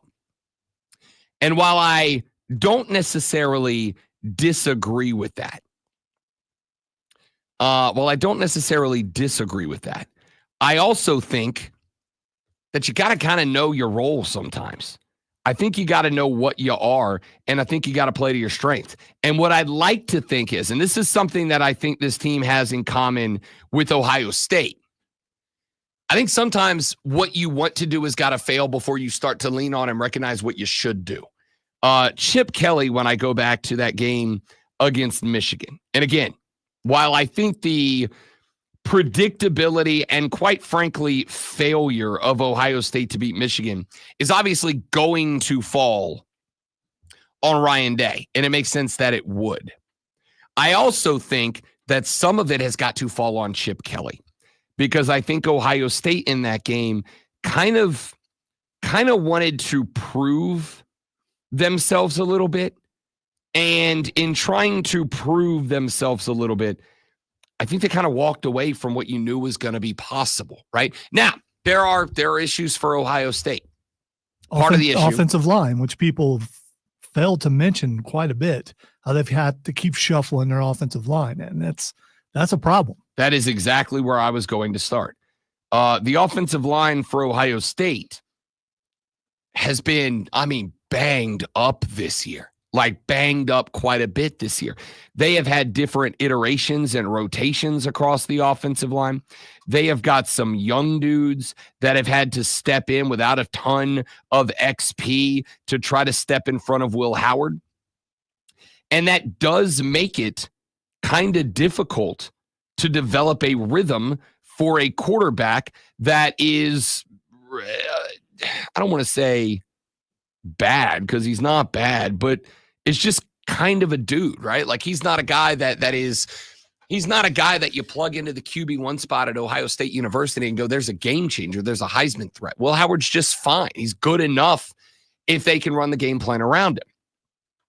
I think the problem is that Chip Kelly was like, let's go out there and ram it right down their throats and do nothing else. And I, to some degree, Lonzo, I kind of understand it because Ohio State has arguably the best 1-2 tandem of running backs in college football with Henderson and with Judkins back there. That's about as good of a 1-2 punch. That's not about as good. That is the standard of 1-2 punches in college football this year. So I get wanting to be able to lean on them. But it got to a point where Michigan, who, for all their faults, Michigan's got a real good front seven. This is one of my concerns because so does Tennessee. Michigan's got a real good front seven. And Michigan, because of the offensive line woes in Columbus, Michigan was looking at that and saying, we're going to take advantage. Michigan was stacking the box. Michigan was bringing extra dudes. Michigan was saying, if you are going to beat us, we're going to make you make Will Howard beat us. And even with them stacking extra in the box and it not working for a lot of football, it was like Chip Kelly was like, no, this is our game plan and we're not going to do anything else. This is what we are going to do and we are going to do it all day. The reason that concerns me for Lonzo's Ohio State Buckeyes is because Tennessee's front seven is probably better than Michigan's. Tennessee's front seven is, if it's not the best front seven in football, it's in the conversation for the best front seven in football. If it's not the best in college football, it's inside the top 3. It's better than Michigan's. And Tennessee, on the defensive side of the football, not just likes to play hard-nosed, they like to play hard-nosed with extra dudes. They like to bring cornerback and safety blitzes. They like to bring strong and weak side backers off the edge. They like to send an extra guy and exotic looks at your offensive line. So what the blocking scheme is when the ball is snapped is not what the blocking scheme is right after the ball gets into the hands of Will Howard. And if Ohio State is not prepared to deal with that, now here's the good news. Good news is you got like 14 days to prepare for this film and watch game film to see what Tennessee's going to do. You should know what's going to be there. The question is, can you respond and respond when it's not just that it's exotic looks, but respond that it's exotic looks from a fistful of NFL talent that Josh Heupel has put together on the other side of the ball. The reason Ohio State, Tennessee is my second most likely upset is because, number one, SMU, I think, learned their lesson against Clemson. And number 2, because the Tennessee Volunteers defensive front seven, which is where Michigan beat Ohio State, is better than Michigan's. All right. So part of the problems that Chip Kelly was doing is he gave up on the middle and kept trying to run to the outside and running the same plays over and over again. You can blame some of that on offensive line. I think some of it is he froze or something. It was so weird because he's supposed to be an innovator of offense and have all these cool new offensive plays, and you just didn't see it. I just looked up if Ohio State got any of their offensive line back. One of the first articles that pops up is Ohio State seemingly primed to make a change on the offensive line for the playoffs. So they're still shuffling things around. Also, one article says they're about to change their kicker. So things are, if I'm Ohio State, I test that defensive line right away. Even if it costs you a series, just run up the middle and see what they got. To see how your offensive line is going to work, and see if you got any push.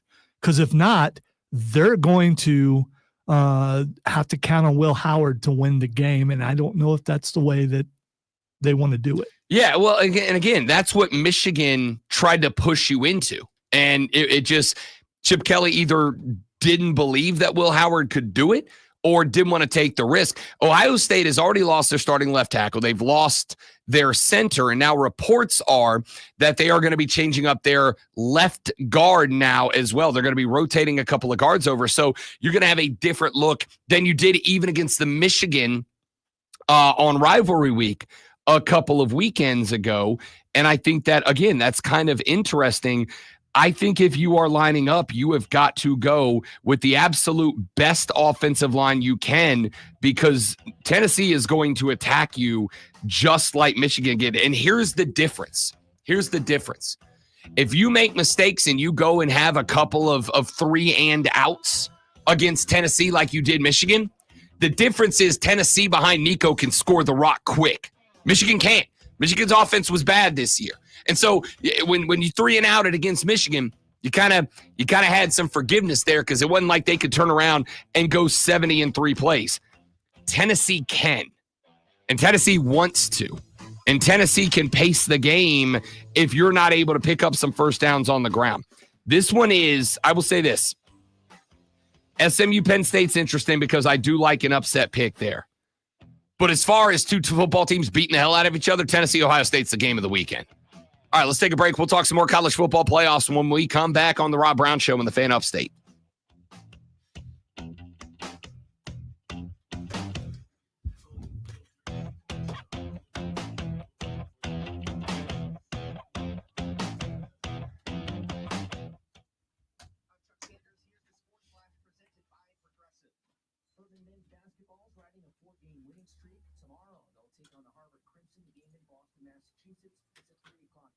Step away 45 seconds, guys. Don't go anywhere. And I won't make you listen to me beg for social media follows this.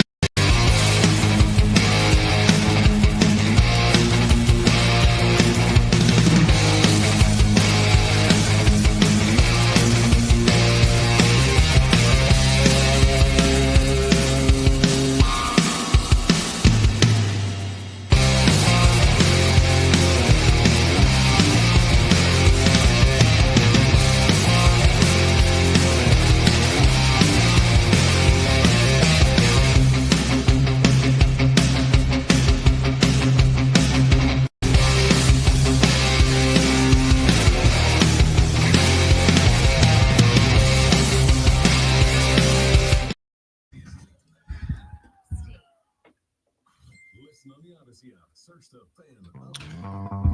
All right, let's get to some text on the text line 71307. Also want to remind you that you can shoot us a message on the Ray Memorial Hotline. That number, or excuse me, that's not a number. That's on the Odyssey app, AUDACY, AUDACY. Go to the Odyssey app, and you can leave a message on the Ray Memorial Hotline. Go to the Odyssey app, go to the Fan Upstate page. On the middle of that page, there is going to be a button that says leave a voice message. You leave a voice message, and we will play them on the show. The Ray Memorial Hotline is open for you now.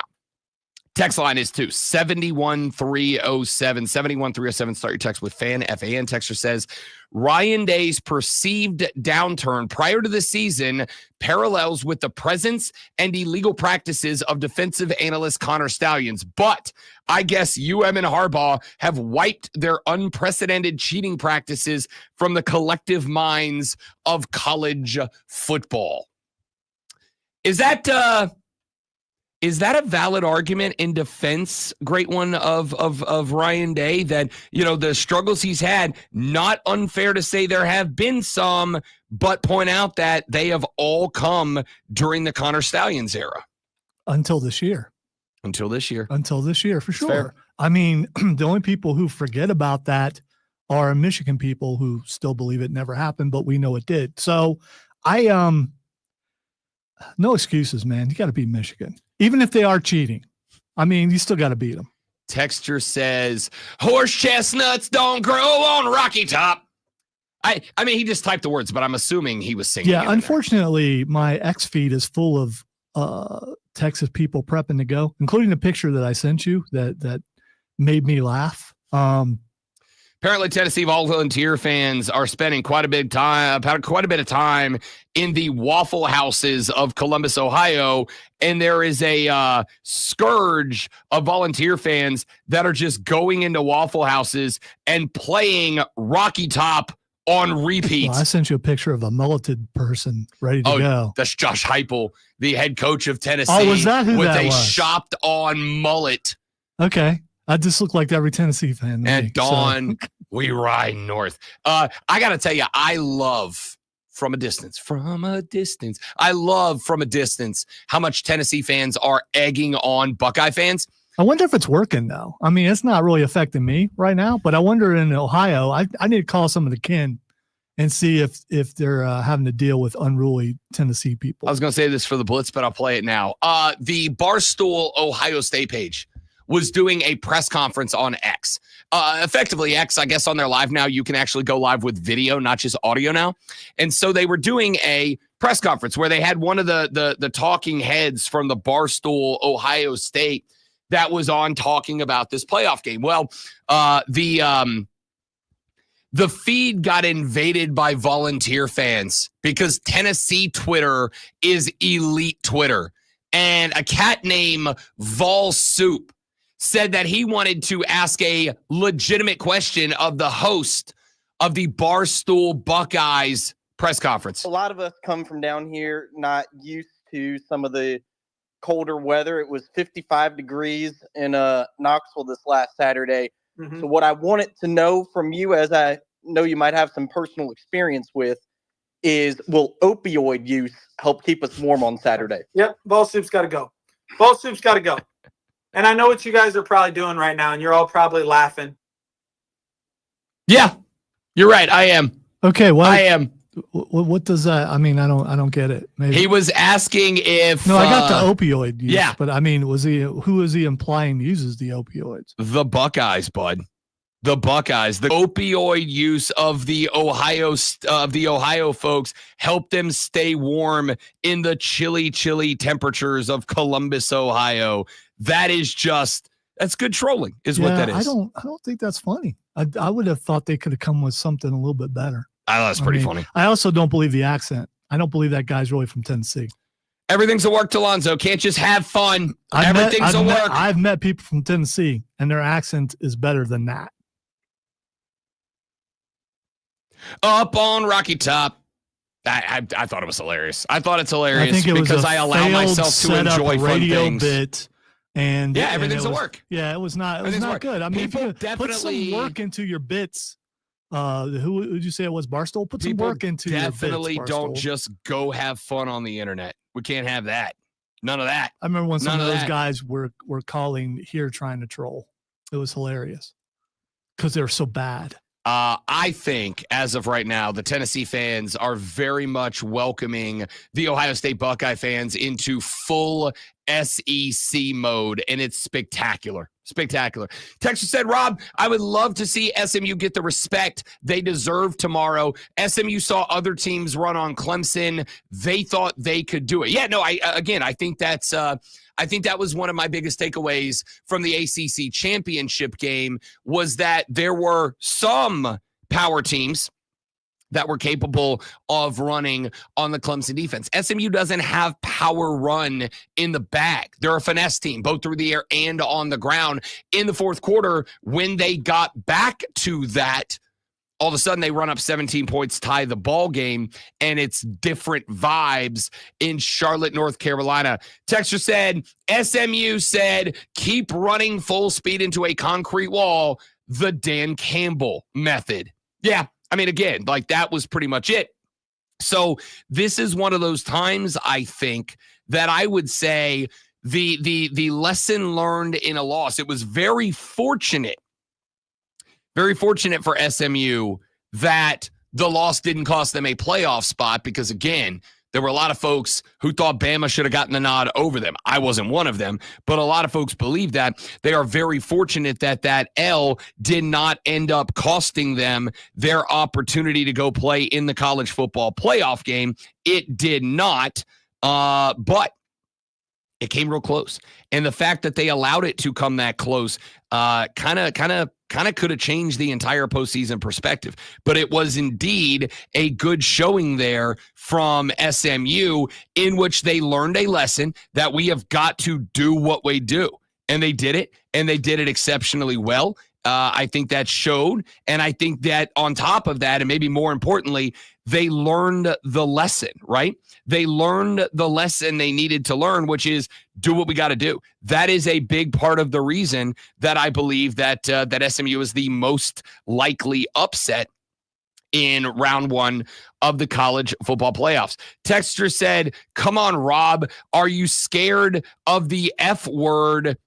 And the F word feels left out of this AM. You've said things that would make Howard Stern blush, more profanity and more pornography. I mean, I don't think that's true at all. I don't know if you know this, but I've listened to Howard Stern before. He's kind of been on radio for a very long time. Hey, listen, I think on this show, I think we tiptoe right up to the edge and we have a little fun dancing around it.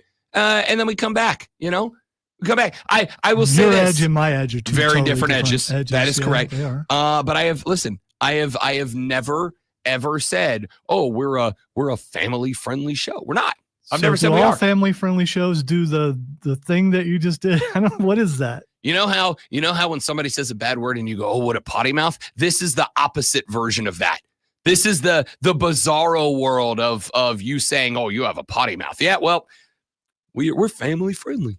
Right? It's the opposite. It's the bizarro world So version. you're of that. saying people who don't do that stuff basically work at Wally World because that's Just like everybody who drinks a beer is a degenerate who does it at work. that's not true. It's the opposite. It's legal, and if you're an adult of drinking age, then you can do what you want as long as you don't do it in excess to the degree to where you drive home whilst drinking, Correct. or cause problems at work or at home. Texas said Jersey Joe is rolling down the highway towards Clinton in the big truck. Jersey Joe, be safe out there on the road, buddy. Thanks for listening. Texter, While you why do. didn't you say Jersey Joe said? You made it sound like it was somebody else. It is Jersey Joe. That's what he Texter, said. you said Texter said. Oh, Jersey sorry. Joe Jersey said. Joe. Be safe on the roads, but I appreciate you listening when you do. Texter said, work is going to be a work today. If you catch my meaning, brother. Oh, we do. We do. We get it. Listen. That doesn't work for me, brother. He said to his manager when the manager said, get some work done. Absolutely not. Let's see. Texter said upsets. SMU, Tennessee, and the Hoosiers will get boat raced, and the Tigers will get boat raced too. So that would be no upsets. No upsets. All chalk, says that texter.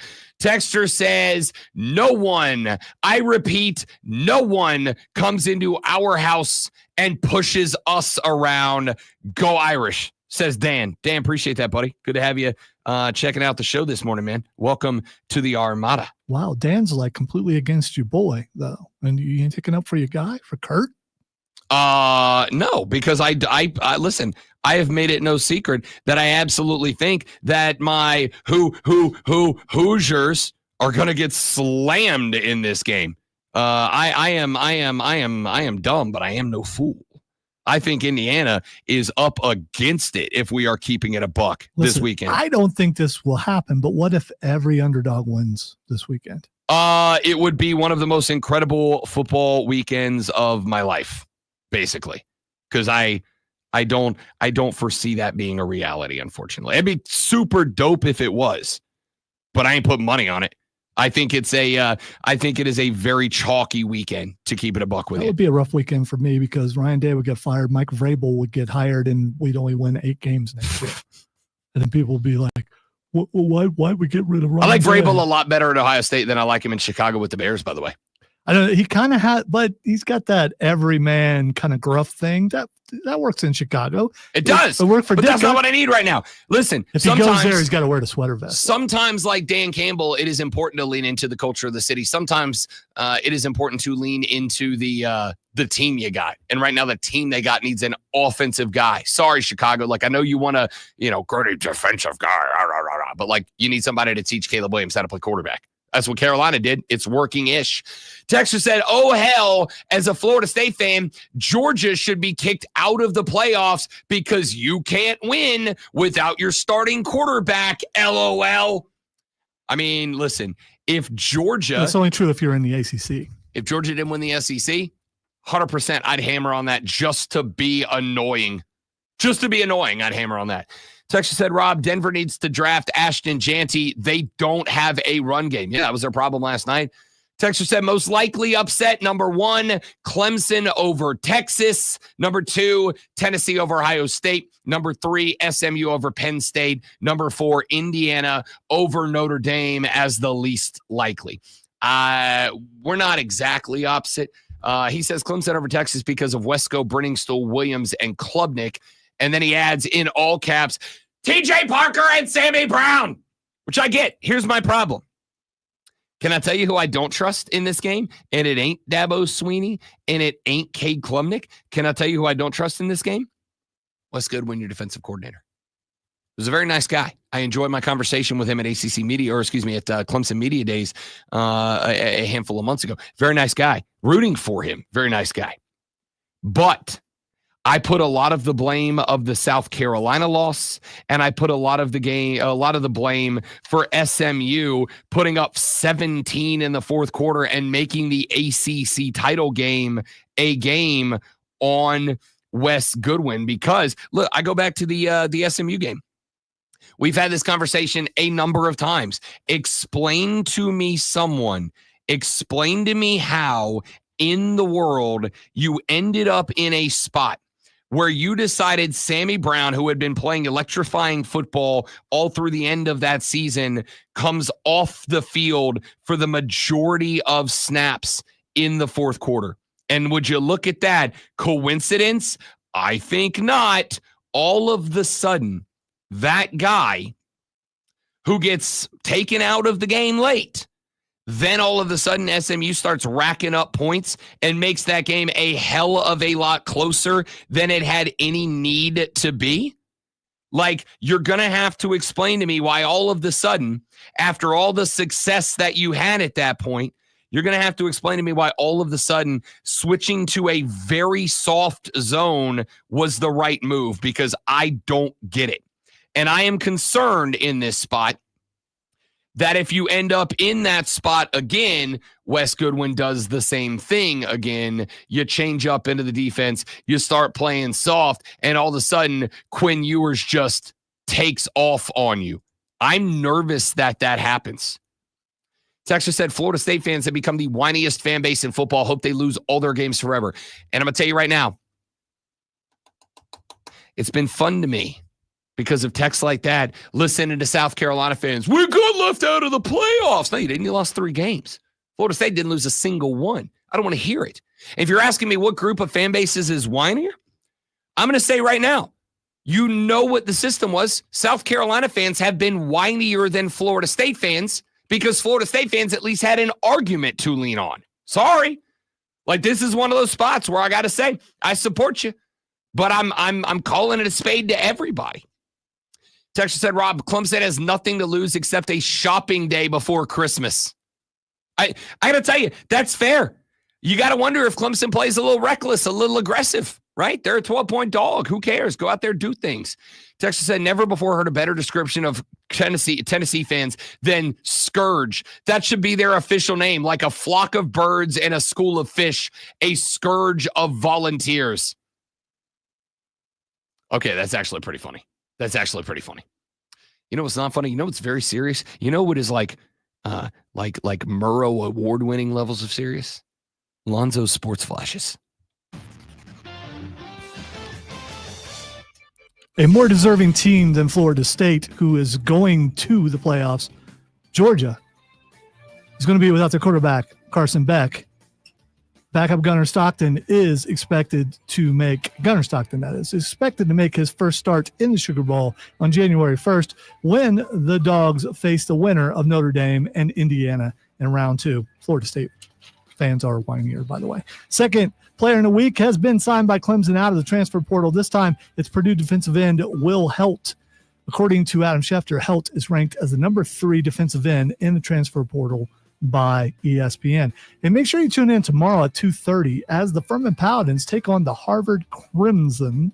It's Furman versus Harvard right here on your home for Furman Paladins basketball. The Fan, upstate. Winer's going to whine, yo.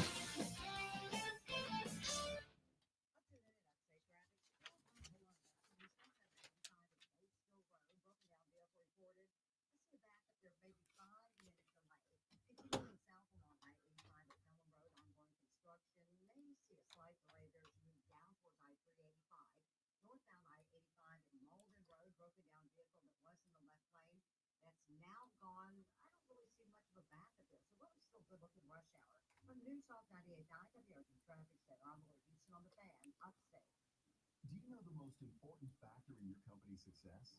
It's your people. They're the heart of your business. So how do you harness this potential? Insperity can help, from recruiting and onboarding to employee development and retention. We'll help you build a stronger, more resilient organization. See the difference the right approach to human resources can make, because how you HR matters. Find out more at Insperity.com/HR matters. Good morning. Happy Friday to you also. It's not around here, though, because everybody wants to fight. I think I'm going to shut down the rest of the day. I can't shut down because I got stuff to do, but you can bet your Rudy Patootie candy ass that I'm going to be. No, I just meant shut down for the rest of the show. That's fair. So I don't make anybody else mad, so I don't say anything else stupid. Make mad? Some people get mad just because they hear my voice. Oh, that's fair. Yes.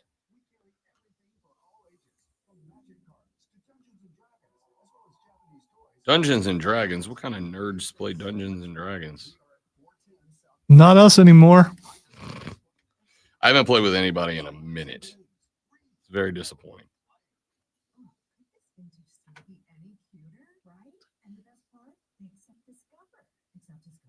No, we're on Monday. It'd be the last day of the year for Diesel, though. Cole's already on vacation. Cole's always on vacation.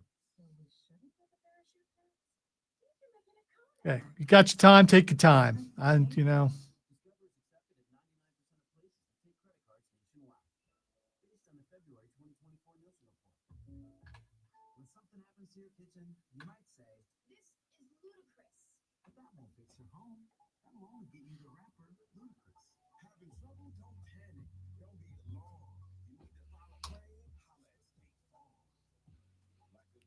No, we are almost upon the most nervous I ever am before a show, and that's tomorrow.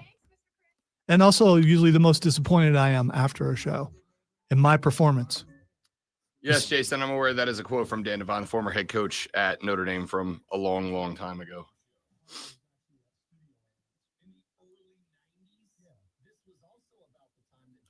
I've never watched Rudy. It looked very unrealistic. It was.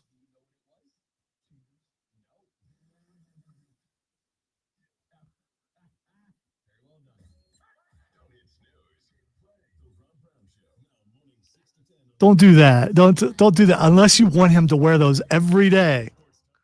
I got to tell you, I might be going back to the mall today to pick up a few more. I bet they're more expensive at the mall than they are at like Walmart. Just saying. Probably come from the same place too. Unless is that a designer? What I would call a toboggan, what you would call a beanie? I don't believe that is designer. I mean, it's Vans. The most 90s company of all. So you're paying extra for a name. No, this beanie was $14 on sale. I don't know what the normal price is. That sounds pricey to me though. $14 for a good quality beanie doesn't hurt my feelings.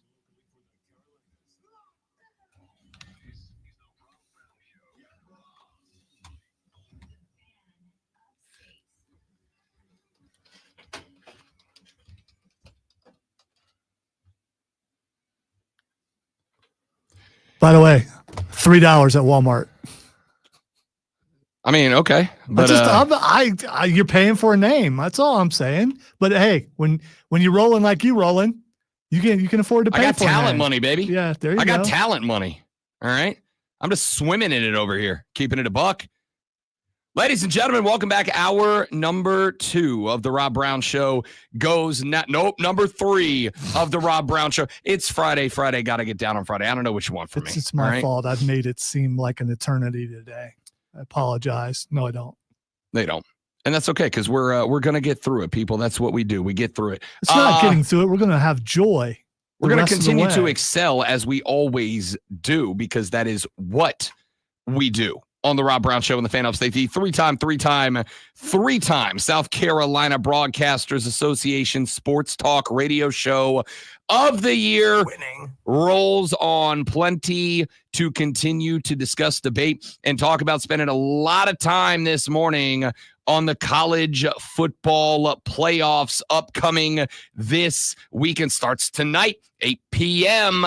We got a showdown in Indiana, a bit of a rivalry game going down. Yeah, they're like a couple hours from each other. So I don't think they haven't played each other since like 1988. But if Kurt Cignetti's at the helm and they're up against the number 1 brand in the state of Indiana, you better believe at least Indiana's going to treat it like a rivalry game. I think the boys are going to be juiced up tonight.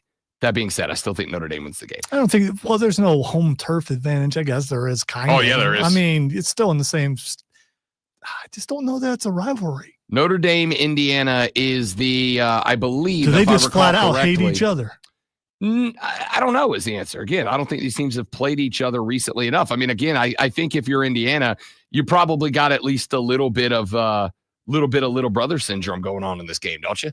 I think at least a little bit of little brother syndrome going on in this game. We'll find out. I'm excited because Kurt. Yeah, it's pretty simple. I win. Google me. Cignetti. Yeah, it's pretty simple. No, not again, Kurt. Not again. We heard you the first time. Hey, it's 8:00 in the morning. Let's do the audio blitz. Let's do some of our favorite sound from the weekend. And let's start with this.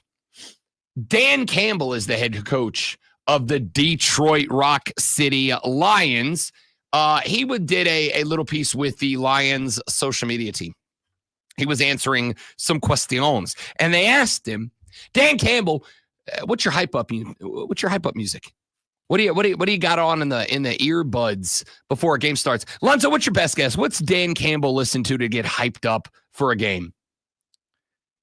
Either country and western or classic rock. Well, I've got a lot. I've got a lot, but I would say most of it probably stays with Metallica. Master of Puppets is a go-to, Inner Sandman. But believe it or not, I also like.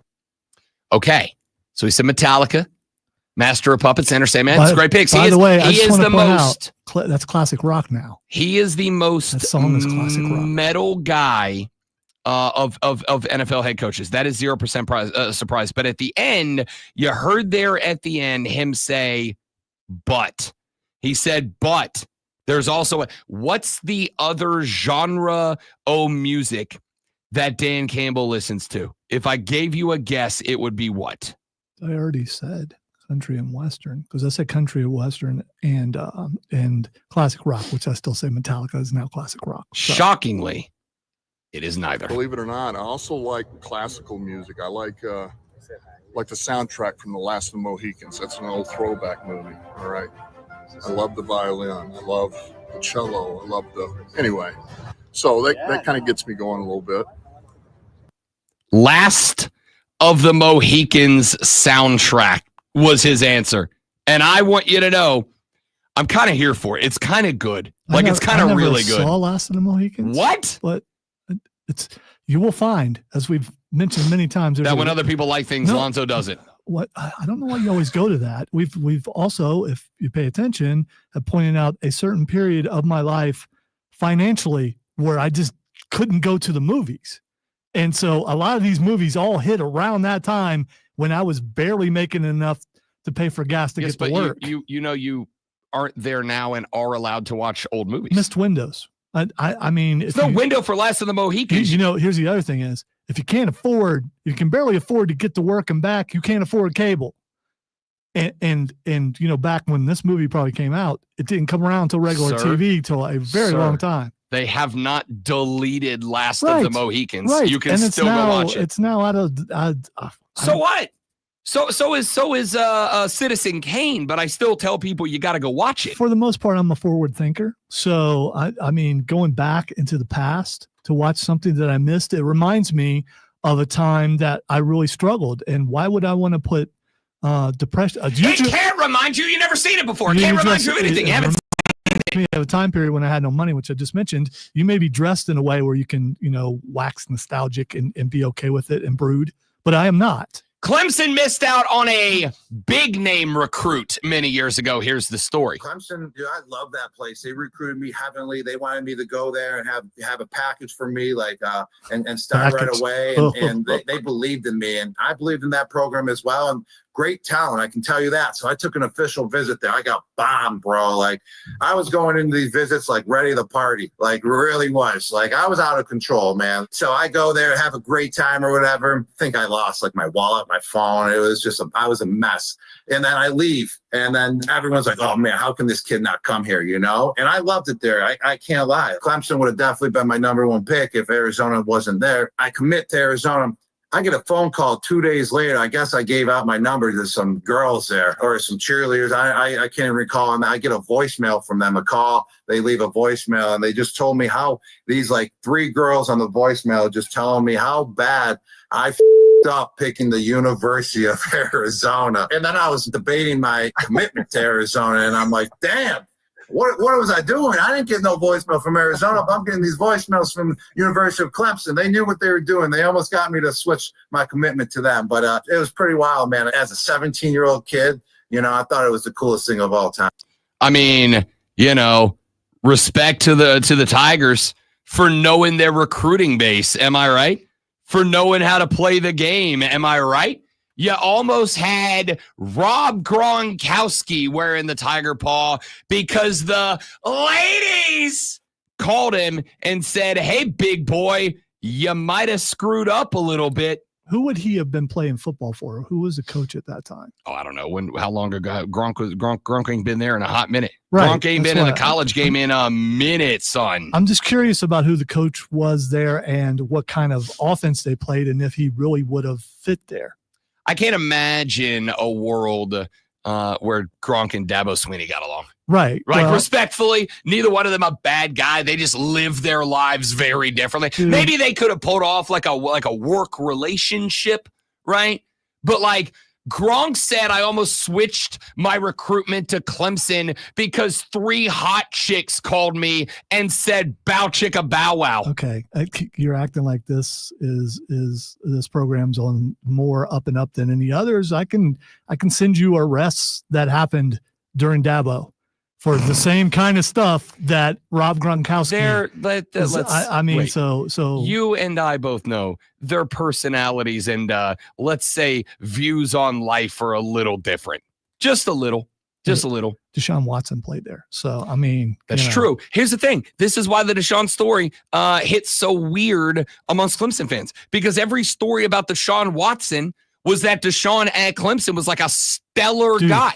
Dude, you go talk to some people who went to school there who are not, when he was there. I have. And granted, Clemson fans. So have I. Clemson fans at times are going to defend their own. Oh, no. I get it. No, but I have that's had not the stuff I've heard. So I have had these conversations with people who were there at the time, and they all said Deshaun was just like the nicest dude in the game.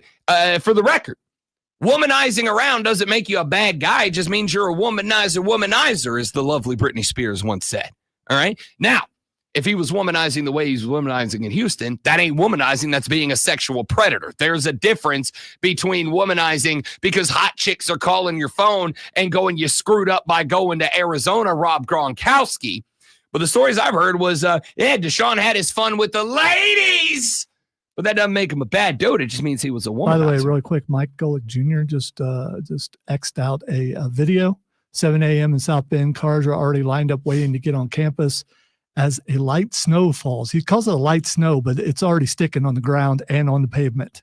I do not know what a light snow means in South Bend, Indiana. Well, I will tell you, it doesn't look like a light snow. It's big old fat flakes. Light snow is fine. Big old fat flakes. Those are the things that stick to the ground and accumulate really fast. Any snow is too much snow for a football game. I know you'll all hate that take, and I don't particularly care. Any snow is too much snow for a football game. But it's college football. You can't dumb them over, so it is what it is. Let's go bananas, kids. Let's have some fun tonight in South Bend, Indiana. Last night, the Boston Celtics played a basketball game, a game in which they lost, it turns out. And after the game was over, the head coach of the Boston Celtics, Joe Mazzulla, who I am convinced at this point has got to be perhaps the most unintentionally hilarious dude in sports, Joe Mazzulla had to be restrained by his own coaches. Game losing streak in this series, 117 to 108. Yeah. Look out, Joe Mazzulla. Oh, he's talking to Justin Van Dyne, who teed him and Jaylen Brown up in the fourth quarter. Well, Joe's got to be careful because they could suspend him in the next game. Celtics fans, claim your free 10-piece McNuggets with a $2 minimum purchase tomorrow. Offers only valid at participating McDonald's locations. Sam Cassell ultimately able to restrain him and walk him toward the tunnel. So number one, awesome job on the Celtics offering up some free chicken nuggets. I know. For the dub. That's pretty great. That's pretty great. Also, Sam Cassell is still around. Sam Cassell is assistant coaching there with Boston, apparently. Did not know that.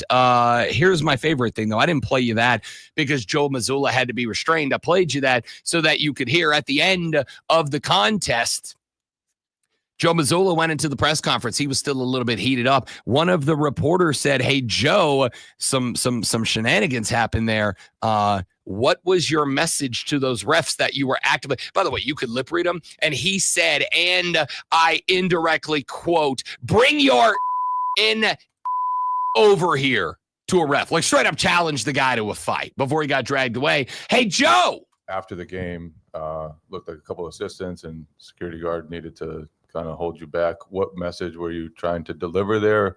I just hadn't seen them in a while, so just a Merry Christmas, Happy Holiday. I wasn't sure I was going to see them before the holiday, and I just can't let a moment go by to where you wish someone, just the best, to them and theirs and their families. He's just trying to wish the people a happy holidays and a Merry Christmas, man. But the guy asking the question, where's he from?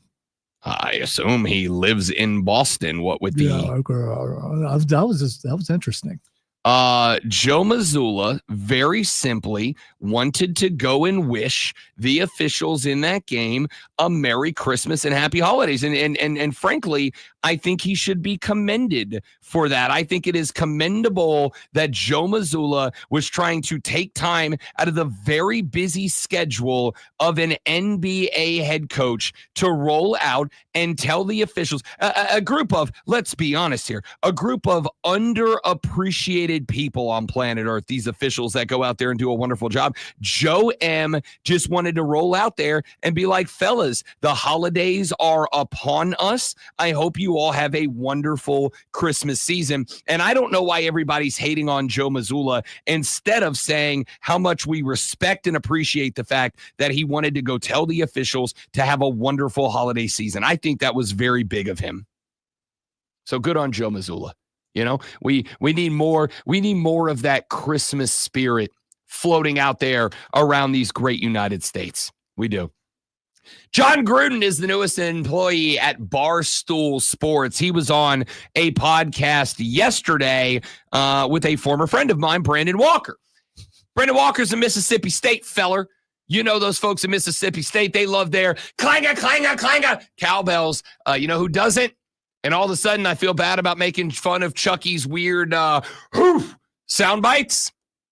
Chucky. Everybody I've been to Starkville twice. Yeah, did you like it? No, I didn't. You're a real coach. I said to myself, why would anybody have a cowbell and ring it? Yes. I went to a Tampa Bay Ray Major League playoff game, and we were doing the cowbells. I left in the fourth inning. I can't. Every time they completed a pass. This is why we do it, because when a coach like you comes at Starkville and he looks up and he hears the bells, he wants to quit. He wants to lay down. He wants to quit. You couldn't handle it, Coach Gruden. You couldn't come into Starkville and win a football game. I went down there with the Tennessee Volunteers, and we whooped your ass with all your freaking. No, not me. Not whip his ass. School coach. The highlight of Mississippi State is an Egg Bowl win. That's their. No. Cowbells are the most annoying things in college football, and I stand with John Gruden. I stand with John Gruden. Cowbell overall is annoying. Cowbell overall. No, if it's on a cow, it's understandable. All right. Cowbells should be utilized for cows. This is one thing I have gotten into it with a couple of fans at Swamp Rabbit games, because there is a collective of Swamp Rabbit fans that want cowbells to kind of be the thing. And I'm like, no. Yeah. No. You just posed a problem for me for tomorrow night. No, again, in music, cowbell's fine. I got a fever, and the only prescription is more cowbell. Because I was going to surprise you with something since you were unable to procure something. That's what I was bringing for you to play. Fine, cowbells in music make perfect sense, and I'm on board. Okay, because I can switch it out and give it to somebody else. No, but listen, look at me. Legitimately, you're killing me where you're saying this like, oh no, I already had that plan. I was going to surprise him. I was going to bring it in. Now it's going to look like I'm doing it as, a troll or something. And you would never. You would never. No, never. Not over there. I would never. Cowbells are fine in music. Cowbells are fine when Will Ferrell is doing an SNL skit. Cowbells in sports are annoying, and they need to die forever. That's just all there is to it. All right, when we come back, there is some more audio that I did not get a chance to play here, but I am going to play it for you when we return. I have asked the question in the past, why in the world do you guys get so mad at the transfer portal for players?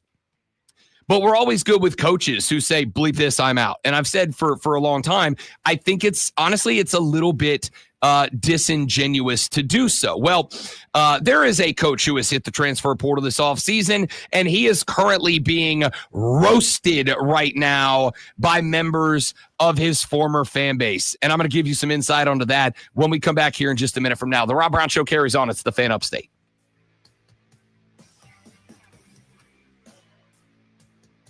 By the way, no joke. Just going. Oh, I'll play the hell out of a cowbell. Oh no, because but I didn't want to tell you, and now it's like, oh no, he's going to get. I have a cowbell at the house. Do you? Yeah, we play. I play it on my kit when I play drums. I have a cowbell at the house. I have two different cowboys at the house. I have a high and a low cowbell. Would you prefer to bring your own cowbell? No. Okay. Because I got to dig it up out of the storage shed. because it's in the back with all my music gear that I haven't brought.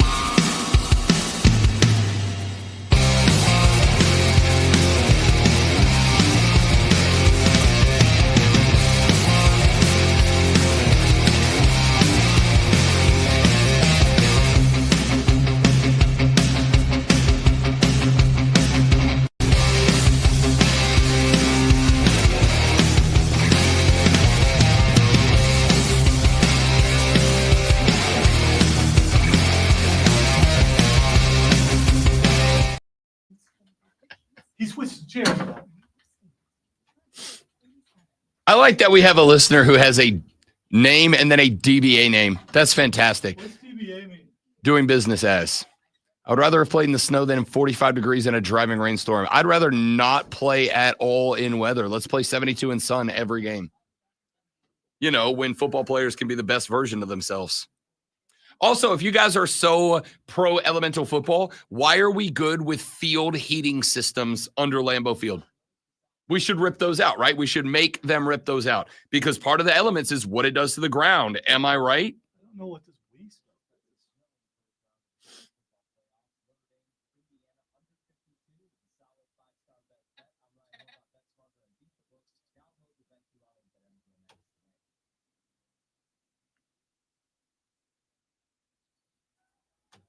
Whether you're ordering wings for the game, whipping up a 7-layer dip, or ordering pizza, something about football that makes you want to eat. And this football season, Uber Eats has the best deals on game day food, no matter what. Open enrollment is going on now, but not for long. That was weird. Uninsured in 2025. South Carolina Blue is here for you. Visit scbluehereforyou.com to schedule an appointment at the South Carolina Blue Retail Center on Woodruff Road in Greenville. Casey and his team of experts can help you find a health plan that fits you and your budget. Open enrollment is ending, so schedule your no-cost appointment today at scbluehereforyou.com. Craving a fresh, delicious lunch? Try Three Friends Bar and Grill for mouth-watering salads, sandwiches, and burgers made from scratch, never frozen. Catch the game while enjoying our diverse menu. Find us at a public shopping center in Wade Hampton and in Louisville. Visit threefriendsbar.com. This year, the Upstate Holiday Light Show is bigger and brighter than ever. Open now at District Park at the intersection of 123 and 153. 32 million dancing lights, carnival rides, petting zoo, and so much more. Complete details at upstatelights.com. Meet Cheryl. Hey, she's on vacation and lost in the moment. Unfortunately, so is her Chase debit card. It's got to be. Maybe she lost in Excel somewhere. Please search that pocket. I'm already put in the field heating. By the way, I watched an entire YouTube video about the Green Bay Packer field heating system. It's really interesting. They use heated water and antifreeze, but they keep it at a temperature. They keep it at a temperature where the field stays cold, just not frozen. and it actually changes the texture and firmness of the field, so it is still different than every other field. So the Green Bay guys know how to run on it, and while other teams are still slippering and falling, even though it's not a rock hard field. It's actually really interesting. I wonder how long it took them to get the mix just right. I'm sure the guys that run it probably have a whole damn college degree. Got 2 done in this extra long break and went to the restroom.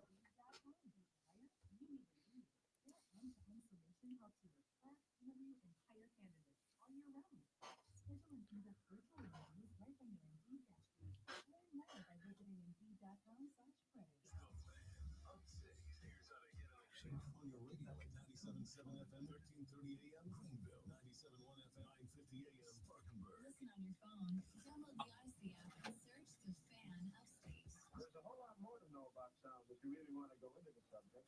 Your smart speaker. Just say play 97 The Fan Upstate on your HD radio at WFBC HD3. And on your computer. TheFanUpstate.com.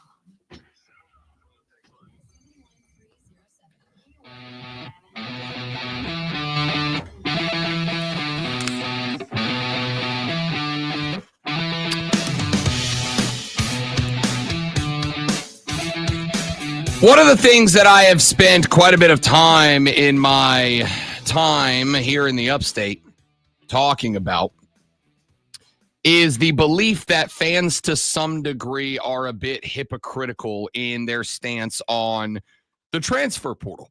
I've said that one of the issues that I have is the fact that fans have always said, you know, all the portal, these kids, no commitment, no this, no that, the other, while watching head coaches transfer jobs all the time. Well, there was an interesting story that is taking place as former Washington State University head coach Jake Dickert has left the program. He is headed to Wake Forest to replace Dave Clawson as the head coach of the Demon Deacons.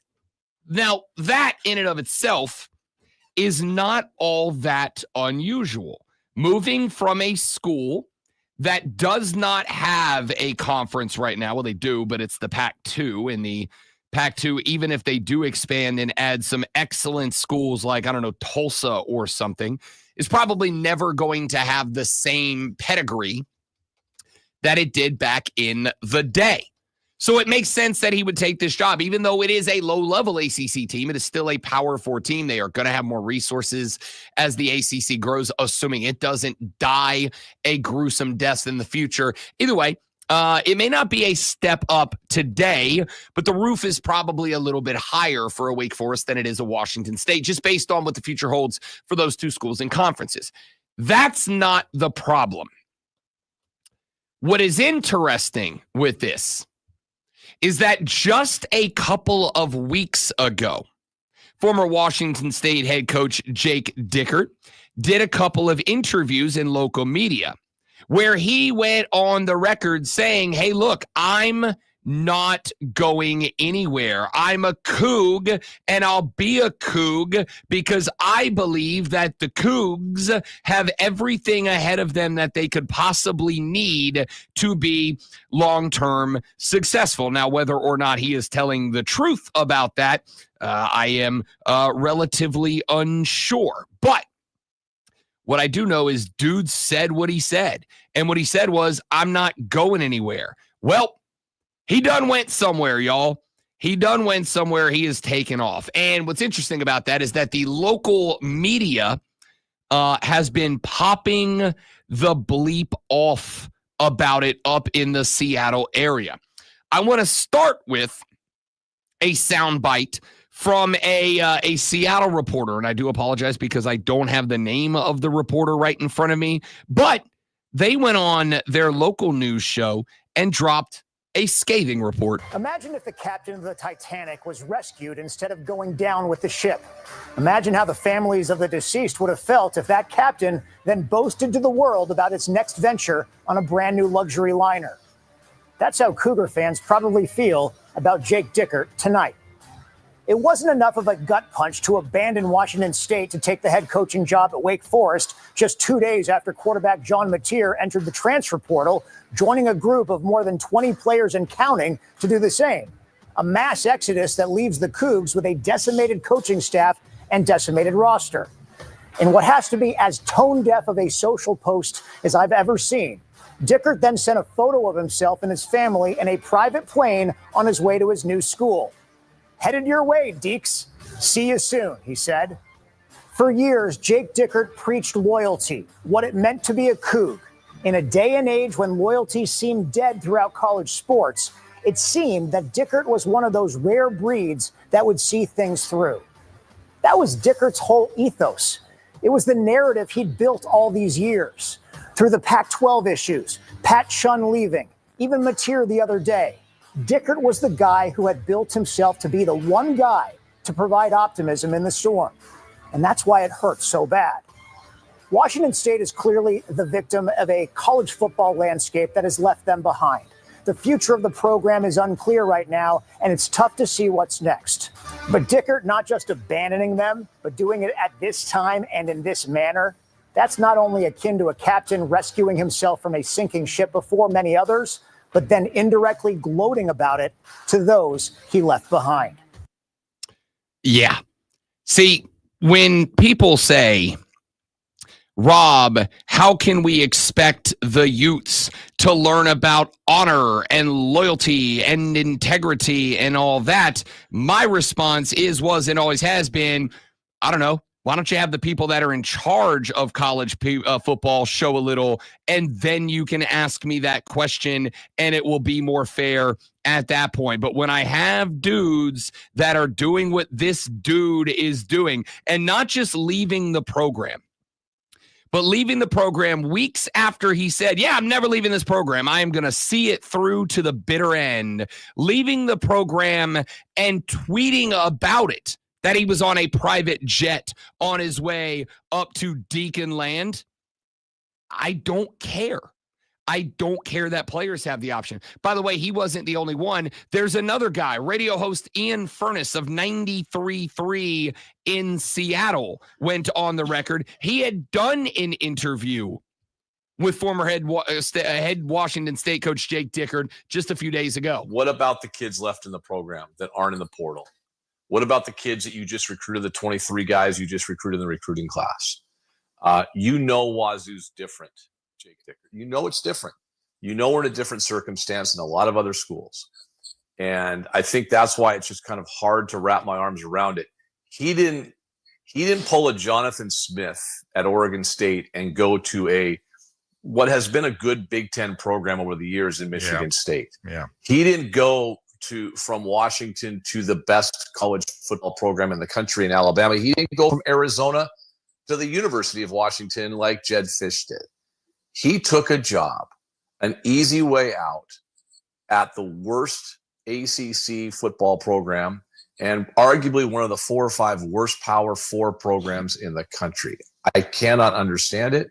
I've got zero respect for him. We're going to play a lot of sound today on our show from some of the stuff he said to me about a month and a half ago. Yeah. He's a liar, he's a snake, and he's a puke. And that's all I have to say about him today. Well, I mean, what does it say? I mean, I'm with you. I don't like the hypocritical side of I'm going to see things through, and I have unwavering dedication. That's exactly it. Yeah, Bucky, that's exactly it. You heard him say that on our air. Yeah, I'm going to see this thing through to the new conference. Yeah, don't say that. Don't say that. Yeah. I mean, again, that's why I don't care.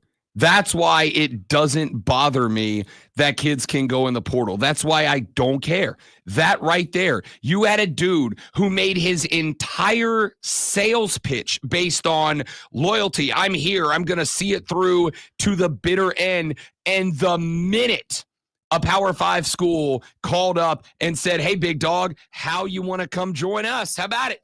He went, not just deuces, not just I'm out, but as the news was breaking to the players that their head coach was 88 and out the gate, my man was sending out tweets of him and his family being flown off their campus into his new one on a private jet, catered. Champagne a popping, baby. The bubbly was flowing. This is why I don't care. This is why I do not care about your being upset with kids being able to go in the portal. This is why. Because this guy recruited under the brand of loyalty. This guy recruited, was going on radio and television shows in his home market to get kids from that area to stay home at Wazoo. And was saying, loyalty, I'm going to see it through to the end. I'm going to make this commitment. If you come play for me, I will keep coaching for you. And the second that the phone rang for this guy to head down to North Carolina and take over at Wake Forest, the second that phone rang, that dude was on a private jet headed the other direction. So forgive me if I don't get upset that I am sitting here watching players change the game. Forgive me if I don't get upset with players for deciding there's a better opportunity for them when coaches can at least can take the same thing, even if they've been sitting there preaching loyalty and everything else the whole time. I can't explain to you how much I don't care. How much I don't care. The answer is I don't care a lot. I don't care a lot. All right, let's take a break. We'll come back here in a minute. We're going to keep going with our college football playoff game previews. We've got one in the books we have talked about, and we got a handful more that we got to get to. We'll keep rolling through those next up on the Rob Brown Show on the Fan Upstate.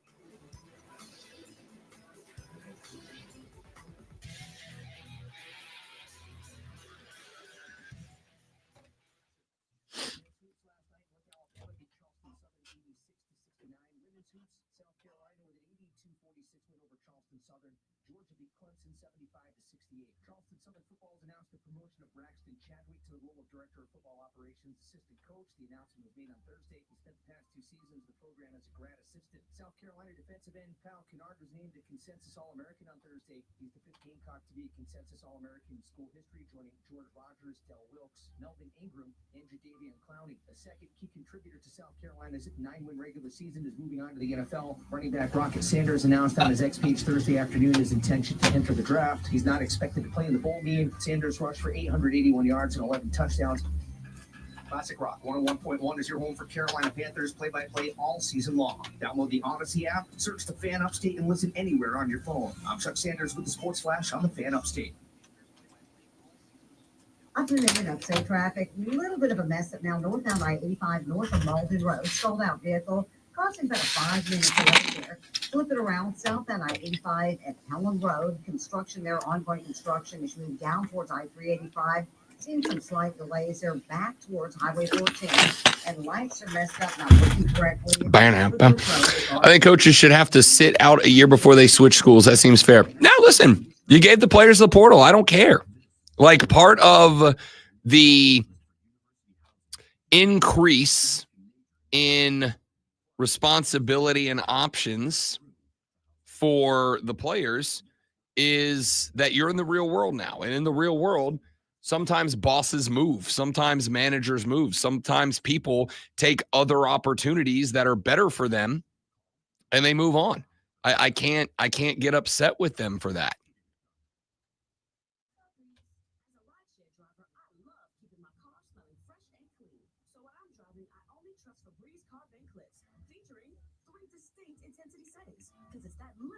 That sets me apart. I can turn the intensity down for subtle freshness, or I can turn it up for when I want lots of scent. So whether it's set to low, medium, or high, with Febreze car, I know my car's going to smell amazing. Which keeps my driver rating picking up. Oscar!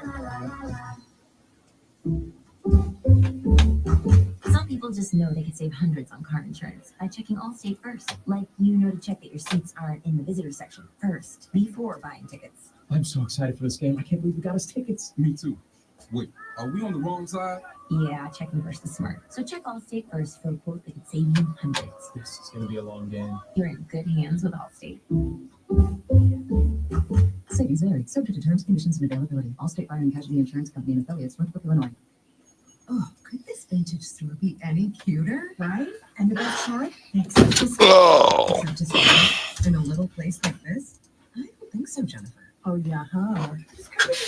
I'm sticking with my plan. Wes Goodwin calls out sick, put a luchador mask on Brent Venables, and introduce him as Clemson acting DC Brent Villano. That plan might work. It was me, Dabo. It was me all along.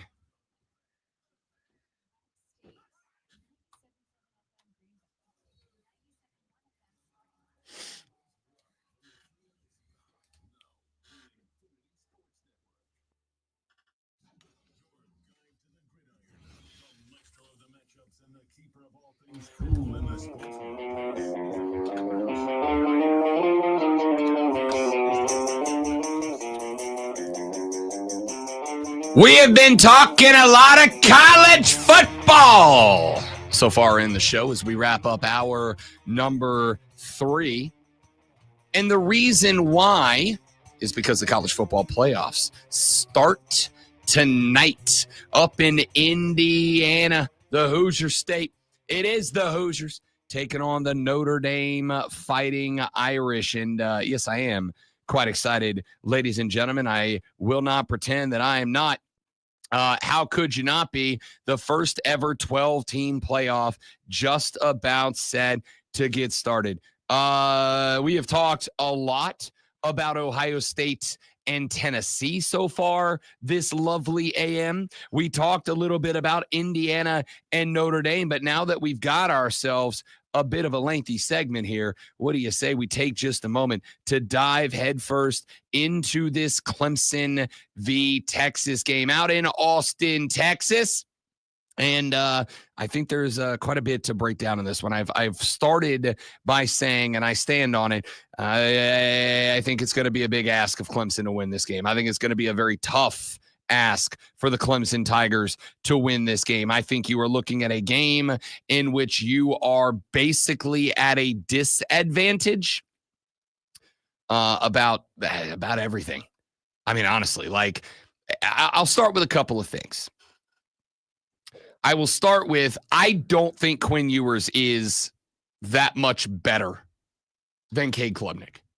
I don't think Quinn Ewers is as far ahead of Cade as he's being made out to be. Now, I will also say, because while I said earlier in the show, I think it is important for me to be right, and I take pride in being right.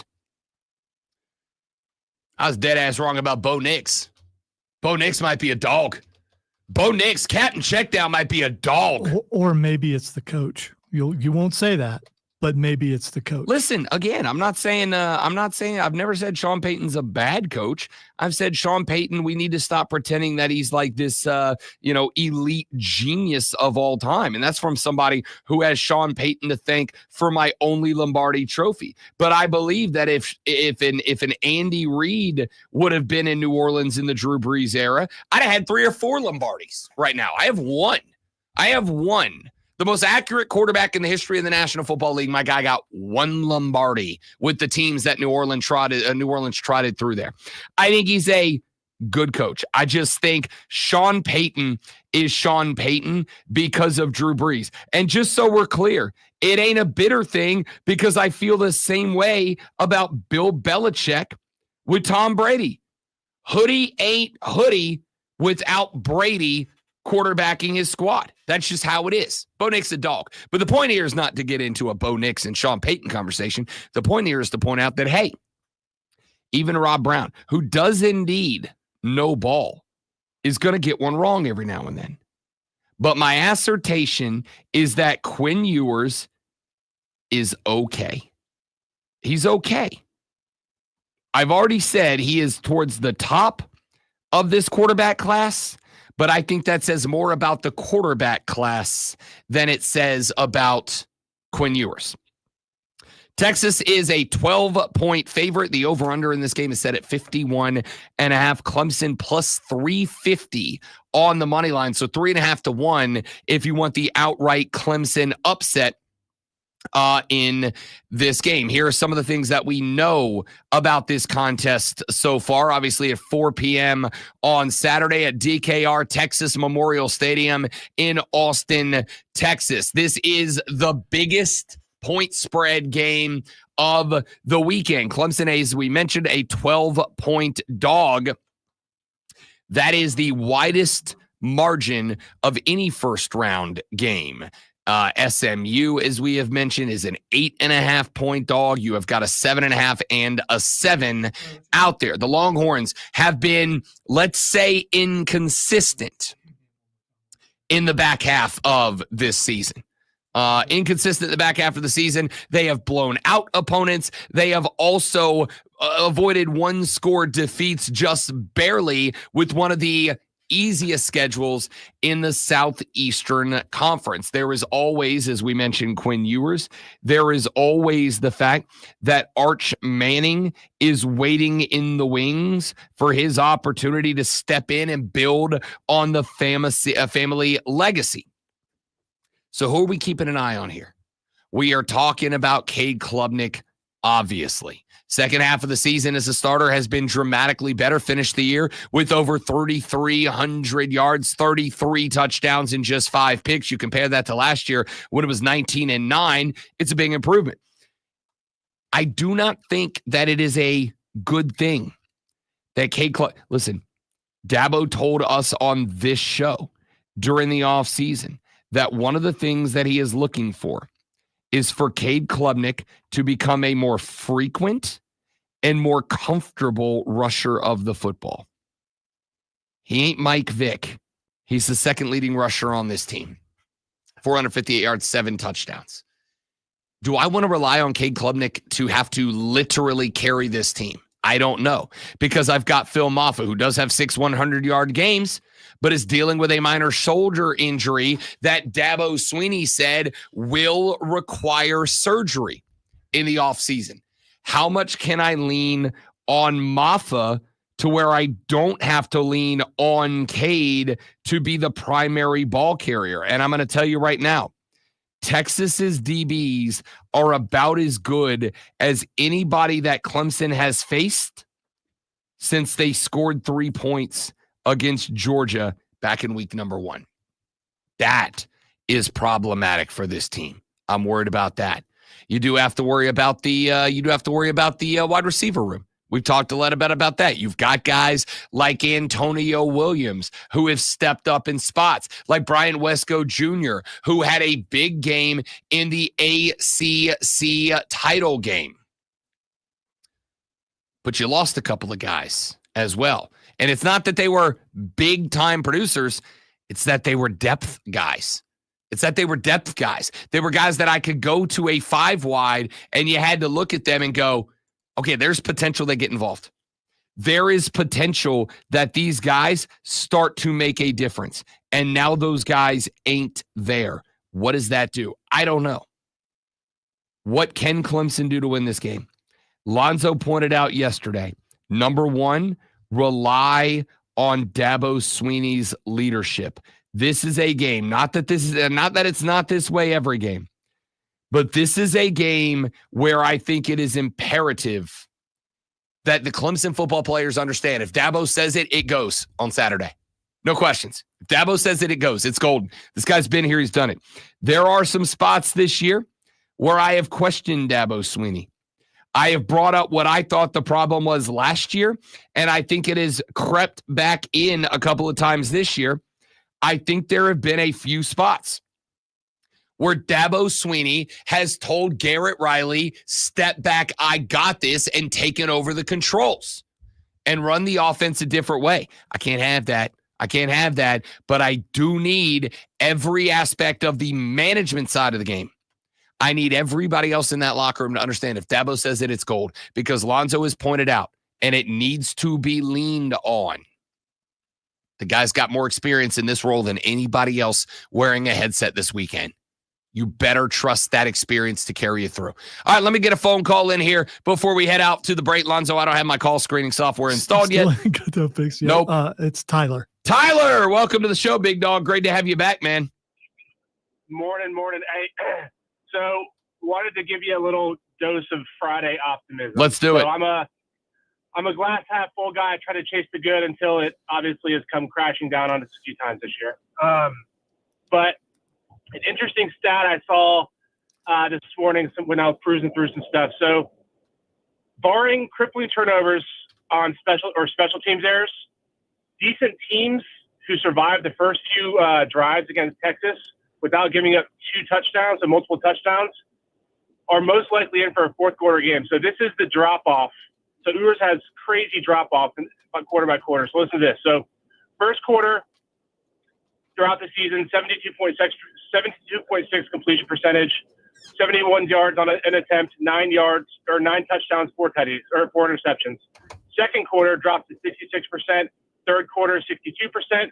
Fourth quarter, 49%. So since Texas scored 15 points in the third quarter against Georgia on October 19th, they've totaled 13 third quarter points in 6 games to 48 as opposed to their opponent. So, I mean, my take on that is a close late game with Clemson fans and Texas fans basically waiting for Ewers or Cade Klubnik to make a back-breaking mistake would make for pretty high drama at 7 o'clock on Saturday night. So, actually, Tyler, I really like that point. Hang on, I want to respond and get your thoughts. I actually really like that point. The reason I really like that point is because there is one thing I've said about Steve Sarkisian for a long time, and that is there's not a lot of tinkering. He kind of he grew up in that Nick Saban coaching tree, and I think he still rolls with that Nick Saban coaching tree. And what I mean that is Nick Saban was a dude I said for years, Nick doesn't beat you on game day. Nick doesn't beat you by seeing what you're doing and what you're not doing and adjusting his team to that. Nick beats you by having his team so damn disciplined in what they do that it doesn't matter what you do. He's got a bunch of thoroughbreds and he's got his plan figured out.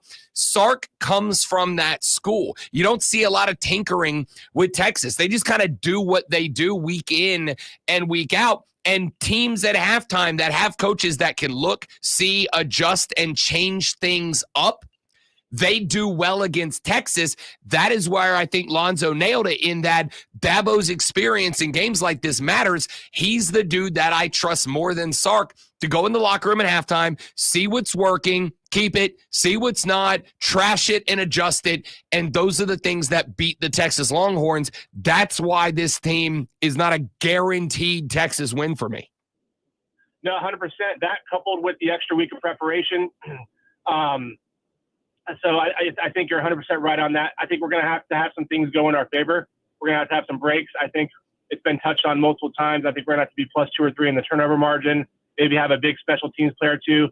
Kicking game could come down to the fourth quarter, so we can't have stupid mistakes that we had in week 6, week 7, week 8. So, yeah, it's going to be a fascinating matchup. I really hope it's not as big of a – I think it's either going to be, 12 to 15 point win by Texas, or it's going to be, come down to the final drive, whatever way it goes. But I can't wait. Can't wait for these 4 games this weekend. It's going to be awesome. Y'all have a Merry Christmas and talk to the holidays. Tyler, Merry Christmas, buddy. Thank you very much. We appreciate it. Please check back in anytime you want as a matter of the Armada. My man, great to have you. Thank you very much. And I think that's a good call. Again, I do think there's a lot of Steve Sarkisian, or I should say a lot of Nick Saban in Steve Sarkisian. I said for years, and this is a take that I've had some people that really like it, and I've had some people that have called me an absolute loser moron for having it. But did they call you a puke? No, that's a really good one though. I really like yes. that. I really like calling a guy a puke. That was my favorite thing today so far. Easy. That's a good insult. Steve Sarkisian is a guy who came from the Saban coaching tree, has a lot of Nick Saban in him. And I've said for a lot of years, Nick Saban does not beat you with the X's and O's on game day. Nick Saban beat you on National Signing Day when he signed consistently top 1 or 2 or 3 classes. He outgunned you with the personnel that he had on the football field. Number two, Nick Saban beat you by taking those thoroughbreds and having them absolutely dialed in with discipline, absolutely dialed in on what the game plan was and how it needed to be operated. And then when it came time to play football on Saturday, Nick Saban's fellas were just more ready than you.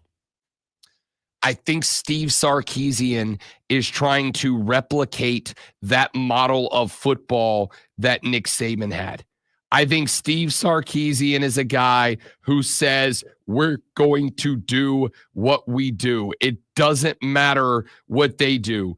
We have the better game plan. We know what we want to do. We know how to do it. We are going to do it. And we're going to do it so well that even if you know what's coming, you can't beat us. And I think Dabo is that's why I give the coaching advantage to Clemson. Most of the personnel groups, I give the advantage to Texas. But when it comes to the guy in the headset, you got to give it to Clemson. All right, when we come back here in a minute, got a bunch of texts from a guy who said that I have, and I quote, the dumb gene, which is incurable, and called me a bleeding heart because of my take on football. I've been called a bleeding heart a lot, not often because of football. Hey, congratulations for getting comments about something you said about sports. Way to go, you. We also got a Ray Memorial Hotline message from Ty and Gaffney. We'll listen to that when we come back. If you want your voice played in the next hour, the final hour of the week, send it right now to the Ray Memorial Hotline. Go to the Odyssey app, go to the Fan Upstate page, click on the Leave a Voice Message button, and do that 30 to 60 seconds. Do it during this break, and you may hear yourself on the other side of the Rob Brown Show and the Fan Upstate after you hear Lonzo's voice. Shefty your ear holes with this Sports Flash. Can't wait till he forgets all about the Shefty thing.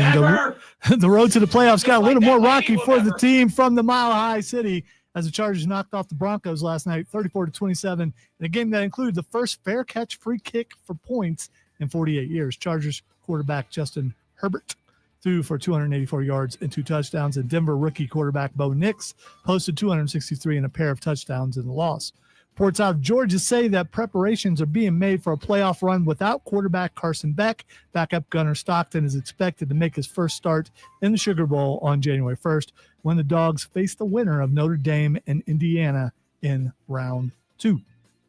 Tune in tomorrow at 2:30 p.m. as Furman Paladins take on the Harvard Crimson. It's Furman versus Harvard right here on your home for Furman Paladins basketball. It's us. It's the Fan Upstate. And by the way, we interviewed Sergeant Slaughter. You puke.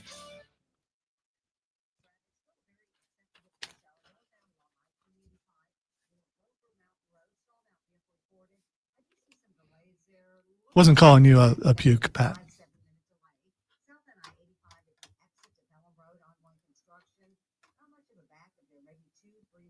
Sergeant Slaughter was at South Carolina Comic-Con, and we had a chance to interview him.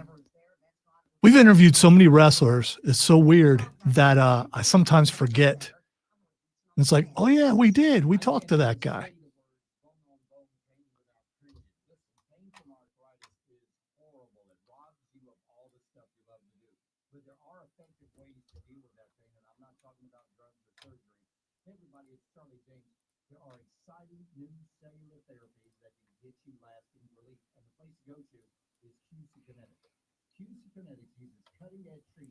My goal is to someday be able to turn on wrestling, no matter what organization it is, and know that we interviewed every single person that appears on TV.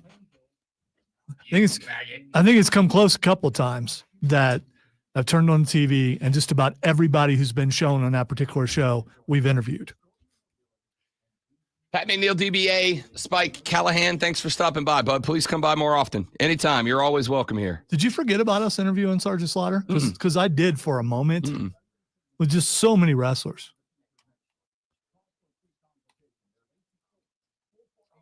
Hopefully we're not done yet. So I think we both can agree that we'd love to interview Chelsea Green. Yeah, and I'm saying her name the right way. Doesn't work when a guy says it.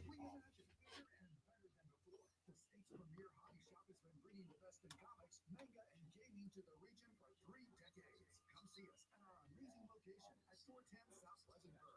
Live the Borderlands experience for yourself. We've gone to a whole new level. Find us on Facebook and Instagram. Proud sponsors of the Upstate Pulse, Borderlands Comics and Games. Read, build, play. Life needs more for prescription. Stop overpaying and start saving with SingleCare. It's easy. Find your prescription on SingleCare.com. Send a coupon at the pharmacy and start saving. SingleCare works with pharmacies nationwide, and it's completely free to use. Who did he say reported that?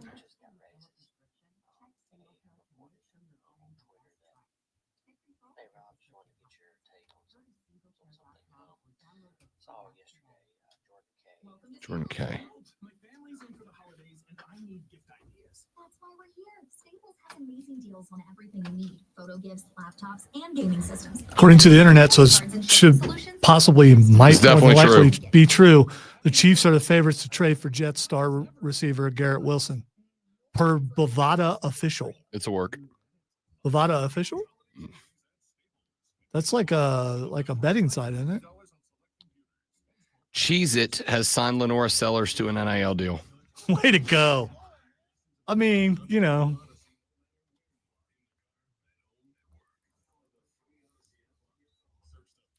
I'm guessing Cheez-It might put a few pounds on you if you eat too much of those, but Robbie Ashford has entered the transfer portal, but Coach Shane Beamer is allowing Ashford to practice with a team and play in the bowl game. That's cool. Mm-hmm.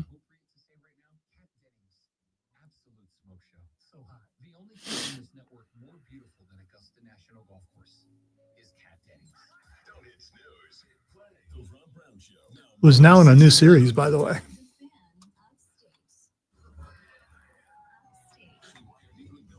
With Tim Allen. It's a weird pairing. She's Tim Allen's daughter. I saw a preview for that. Yeah, I haven't watched it, but I don't know if it's out yet, but I've seen the preview. Three friends, first break. 10-4.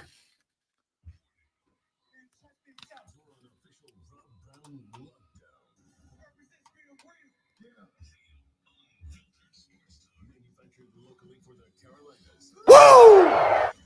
Woo! Woo!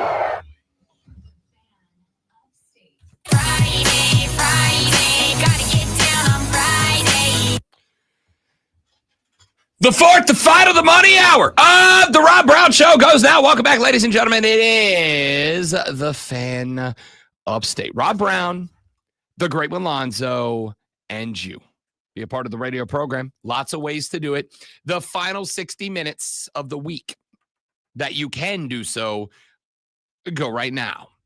Here's how it works. The renewal by Anderson of the Carolinas fan phone, 844-326-3663. That's 844-FANFONE. You call in, you get on the radio. You text us at 71307. 71307. Start your text with FAN, F-A-N, and we will read them on the show. You tweet us at The Rob Brown Show, at Lonzo on Word, at The Fan Upstate. You join the live stream by going to facebook.com/The Fan Upstate, searching and subscribing to The Fan Upstate on YouTube, or The Rob Brown Show on Facebook, YouTube, and Twitch. We stream all 4 hours of the show every day of the week. We have got Pat McNeil, DBA Spike Callahan, Wesley, William, George, James. Who else is in there? Luke with the Gatos, Lawn Tractor Life, Jason, all hanging out with us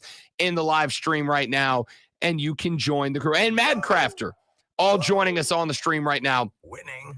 Join us at facebook.com/The Fan Upstate, The Fan Upstate on YouTube, or The Rob Brown Show on Facebook, YouTube, and Twitch. And, of course, there is for you the Ray Memorial Hotline. You go to the Odyssey app, AUDACY. You go to the Fan Upstate page, and there's a button that says leave a voice message. Click on that button. You directly record into your phone, 30 to 60 seconds. It comes straight to my computer, like Ty and Gaffney did. And I forgot to switch my thing over, even though I said to myself, hey, don't forget to switch the thing over, you big, stupid idiot. Ty and Gaffney. Hey, Rob, just wanted to get your take on something. saw yesterday Jordan Kay reported on Twitter that Shane Beamer mentioned in one of his press conferences that all of his assistant coaches got raises, and he had one assistant turn down a head coaching position and another turn down a Power 4 coordinator position. Do you feel like that Shane Beamer has officially reached a level to where he can maintain his assistants and keep them there, which in turn will affect the trajectory of the program? Just wanted to see what you thought about that. First off, Ty. Yeah, you're probably going to say the same thing. Way to keep it quiet. I mean, he cares for his family or wherever he is, and he's keeping it quiet. First off, Ty, I hope you didn't wake your wife up, because I assume that's what you were doing there. The lady's still asleep. Can you be that quiet? Yes. Are you sure? Ability to and desire to are very different. Oh, okay. Yeah. So you're loud on purpose. Yes. All right. When the lady friend lays her angelic head down to go to sleep at night, if I'm talking like playing the she's still Xbox, your friend, by the way. the lady friend always will be. Okay. If Rob Brown's in there playing some, if he's in there playing a little Rocket League with the boys. No, not with himself. Stop laughing. No, I was laughing because I saw the fingernail polish again, and I'd forgotten all about that. Yeah. If Rob Brown's in there playing a little Rocket League, or it used to be Call of Duty, but that game sucks now. Playing a little video gameage with the boys on the Xbox Live, because that's how that's how we get our QT, ladies. You got to let us play some games. All right. If we're in there playing video games, the absolute degenerate levels of bleep talk that we say to each other, things that would get us canceled in real life, they get whispered. Dude, push the back post. Where's the assist, man? I'm wide open in front of the net. Where's the assist? Like, I can do it. I just don't if I don't have to. Do you really say that? Push the back post? And yeah. That's... If I'm carrying the ball down the left-hand side and you see that the back defender has been pulled out of place to come stop my run on the left-hand side, you push the back post so I can send a header to the far side. Pow, nail that thing into the back of the net. Let's go home. That doesn't sound like something you get canceled for. Oh, that's not the things we say. Unless that was just, it was a bad call. It's not that gets you canceled. It's the, you dumb son of a, what in the is wrong with you, you absolute. What a teammate you must be. Well, stop screwing up. I don't know what you want me to tell you. Play better. You expect perfection. Yeah. I'm like Troy Aikman on the sideline. You embarrassing piece of. Absolutely. All right, Ty, I'm glad you sent that message on the Ray Memorial Hotline, and I'm glad you did, because in my audio folder right now is the exact piece of audio you were talking about. Jordan Kay put this up on his Twitter. I grabbed it for you. Here is Shane Beamer. Approved yesterday. That was huge to be able to get that solidified before the bowl game as well. I had gone to Coach Tanner late in the season about we need to do some things and solidify some things with these coaches in regards to their futures here, what they deserve.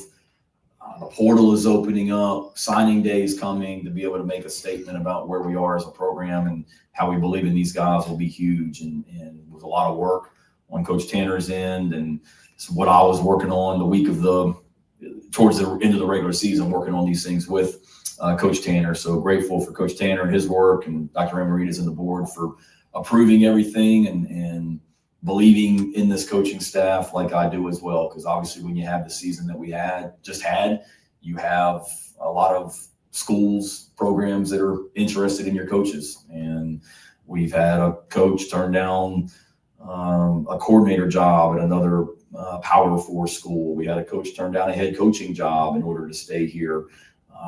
Those are just the ones that I'm aware of. I'm sure there's a lot of things that didn't even get to me that guys didn't pursue, not to mention we have the NFL jobs opening up here next month, and our guys are going to be popular there as well. So to be able to, they didn't have to sign anything. I put their contracts on their desk last Monday, and we had them all back by Friday at lunchtime, and it was done. And it says a great statement about the men in this program, that they want to be here. And I know they have a lot of excitement about 2025, just like we all do, but there's a lot of work to do to finish 2020. So there's Shane Beamer saying basically, I put the opportunity for these cats to sign their new contracts on their desk on Wednesday. Told them they had a couple of days to get there. They were all back on my desk by Friday, and the boys were ready to rock and roll for next year, and said again that at least one coach turned down a head coaching opportunity at one point in order to stay on board with the South Carolina Gamecocks. Cool. Man, like that's great. That's what I'm going for. That's what I want to see. So Ty said, do we think at this point that Shane Beamer has done something that has allowed him to start to change not just the culture in the program, but to change the culture in the program effectively in a way that he's going to be able to stay in control and keep coaches around? And the answer is, I don't know how to feel anything differently, right? Like, you just did something at South Carolina, or at least you're on the verge of doing something at South Carolina that is, or I mean, has been done, but like, this is what, the third time that school will have put together a 10-win season? Like, yeah, I'd say you very clearly have Shane Beamer doing something special there, Ty. I would. And I think you can stand on that. The fact that you have, if what Shane Beamer is saying is the truth, and again, I don't think that Shane is a dude that has given me a reason to doubt the things that he said. I effectively believe in you until you give me a reason not to believe you. Now, once that trust is broken, as like with Lonzo with Adam Schefter, once that trust gets broken, then everything after that, I question. Everything after that, I have a problem listening to what you have to say. So, I think with Shane at this spot, I don't have a reason to believe that he would make up a whopper about a coach on his staff turning down a Power 4 coordinator position, or another coach turning down a head coaching position elsewhere in order to stay on his staff. On top of that, even if those offers were made, right? Like becoming a coordinator at Wake Forest, say, versus being a position coach at South Carolina, especially if, let's say, you're working on the offensive side of the ball where you have got a Heisman Trophy candidate lining up at QB next year, where you are right now putting together as good of a recruiting class as you have had since like prime Spurrier years. Sometimes, even though there is an opportunity to step forward somewhere, sometimes staying where you are and continuing to invest in that experience is the right decision. And it kind of feels like that's the vibe right now. All right, let's get this in here. A texter has gone on a rant about one Rob Brown. Here's the first one. Quote, tit for tat. Cry me a river, Rob. The poor kids, boo-hoo, vomit-inducing virtue signaling, a trait common to most liberals, acquired innately, oddly enough. All right, I would like to point out that as somebody who has been pro-transfer portal, as somebody who has been pro-NIL, there is also something that I have been saying the entire time, Texter, which is with adult opportunity comes adult consequences. With adult opportunity comes the reality that not everything goes the way that you want it to go. And sometimes you make a decision that might feel like the right decision, and it turns out to be a bad decision. And you have to live with the consequences of that. The consequence of freedom and individual liberty is not guaranteed happiness. Remember, the United States Constitution does not guarantee you the right to happiness. What does it guarantee you? The pursuit of happiness. It doesn't guarantee happiness. It guarantees that you are allowed to pursue happiness. Why? So that you can make happiness whatever you want it to be. These athletes have the opportunity to transfer. Do you know what else they have the opportunity to have happen? that they go into the transfer portal and ain't nobody want them. That they go into the portal and folks say, we don't have a spot for you. Sorry. We don't have a roster spot for you, unfortunately. Unfortunately, we're filled up right now. And because, unfortunately, we're filled up right now, you're going to have to stay where you're going to have to stay. And that's just going to be what it is. That is a realistic outcome for a large swath of players who hit the portal. They hit the portal. They go, I'm going to find myself a new spot. And then they don't, because there ain't a new spot. And they have to live with that. That becomes their unfortunate reality.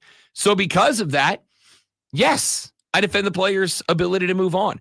The point that I was making the whole time was never that I am like super duper mad at the coaches for doing what they're doing. The point that I was making was very simply that I think it is hypocritical at the very least. Hypocritical at the very least to say, oh, these players, they don't show loyalty and they don't show this, they don't show that because they have the desire to move when you haven't busted up coaches.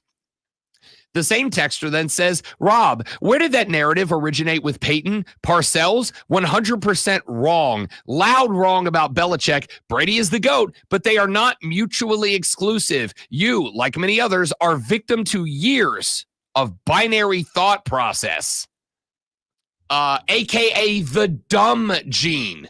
Incurable, by the way. No, texter. Are they mutually exclusive? No. In fact, I would argue Hoodie and Sean Payton are both good coaches. But the argument was not that Sean Payton and Hoodie suck. That would be binary thought. You're either good or you're bad. There's no middle ground. The argument for me was and always has been, they're good coaches, both who got partnered up with all-time quarterbacks. I had to look up binary thought because I had never heard that before. Yeah, either it's one or the it's other. Probably what you think about me sometimes looking at the definition. It's what I think about everybody at times, including myself. I think all of us. If I ask you to write down a list of words that you think Rob Brown says on this show, I would imagine that you're going to put the word nuance at the top of that page, or at least close to it. What, a list of words? Yeah. You mean words that you say way too much? Yeah.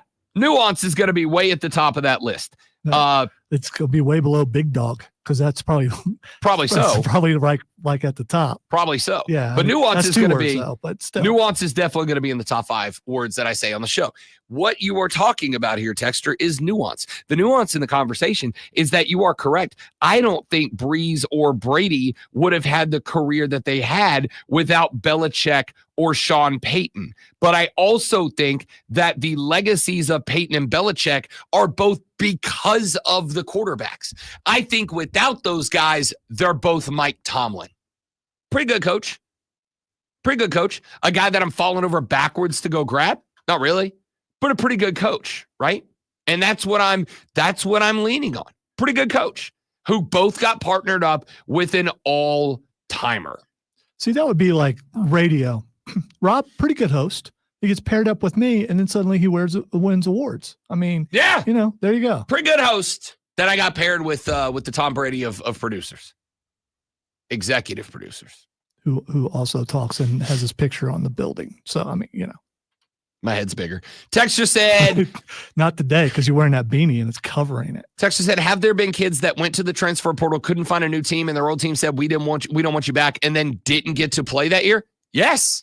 Yes, there were over 1,500 players in the portal last year. A large number of them did not find a new school. Did not know that there would be no landing spot. Now, there are other aspects of this. Robbie Ashford, the backup quarterback for South Carolina, he's in the portal. Not only is he in the portal, but he is in the portal and currently on his way to Las Vegas, Nevada, where he'll be working out for the UNLV Rebels. But Shane Beamer said, tell you what, dog, Why don't you stay on the team? Shane Beamer said you can stay on the team, you can practice, and Robbie Ashford is going to be playing in the bowl game for the Gamecocks. Going to be actively playing in the bowl game. Is he going to be playing now? That's what Shane said. Okay. All right. Yeah. All right. Said he can stay on the team, he can run through practices, and he can he can play in the bowl game. Well, I'll tell you, I think that's pretty dope, to be honest with you. I think it's dope of Shane Beamer. I think it's dope for Robbie Ashford. But if Robbie left and UNLV then said, sorry, bro, we ain't got the room for you, and he didn't have anywhere else to go, yeah, absolutely, he could end up in a spot where he doesn't have a team to play for next year. That's a realistic possibility. If you want to keep Lenora Sellers safe, you just play Ashford the entire game, and then you got. For Sellers the record, I ain't even dressed in Lenora Sellers. I don't even want you warming up, brother. I don't even want you warming up in this one. All right, let's run to a break. We'll come back here in just a minute from now. If you would like to insult me on the text line, 71307 is the number, 71307. Start your text with FAM. When we come back, let's look at the other two games we haven't gotten to yet. We'll talk some NFL on the way out the door. The Rob Brown Show rolls on. It is the Fan Upstate. Three friends. All right, guys, one more live, and we're coming right back. Stay right there for me. Thank you.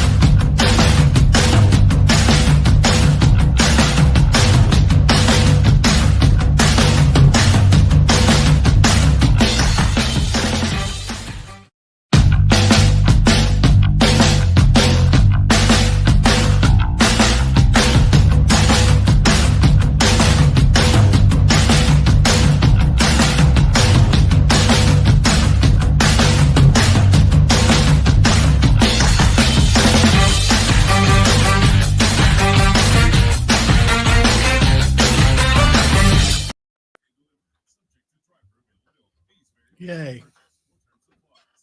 Took me nearly 4 hours. But I did it.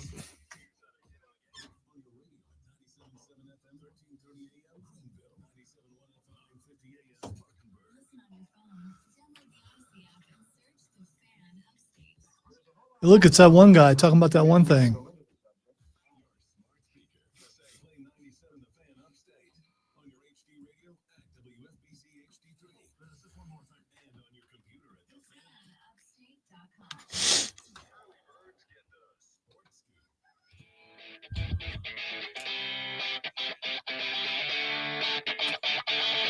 Seventy-one 307 is the text line. Start your text with FAN, FAN, FAN, FAN. I want your predictions on round number 1 of the college football playoffs. They kick off tonight when Indiana travels to Notre Dame at 8 p.m. Tomorrow at noon, live from Pennsylvania, the Nittany Lions hosting the ACC runners-up SMU Mustangs. Then at 4 o'clock, the ACC champions Texas or Clemson on the road at the SEC runners-up.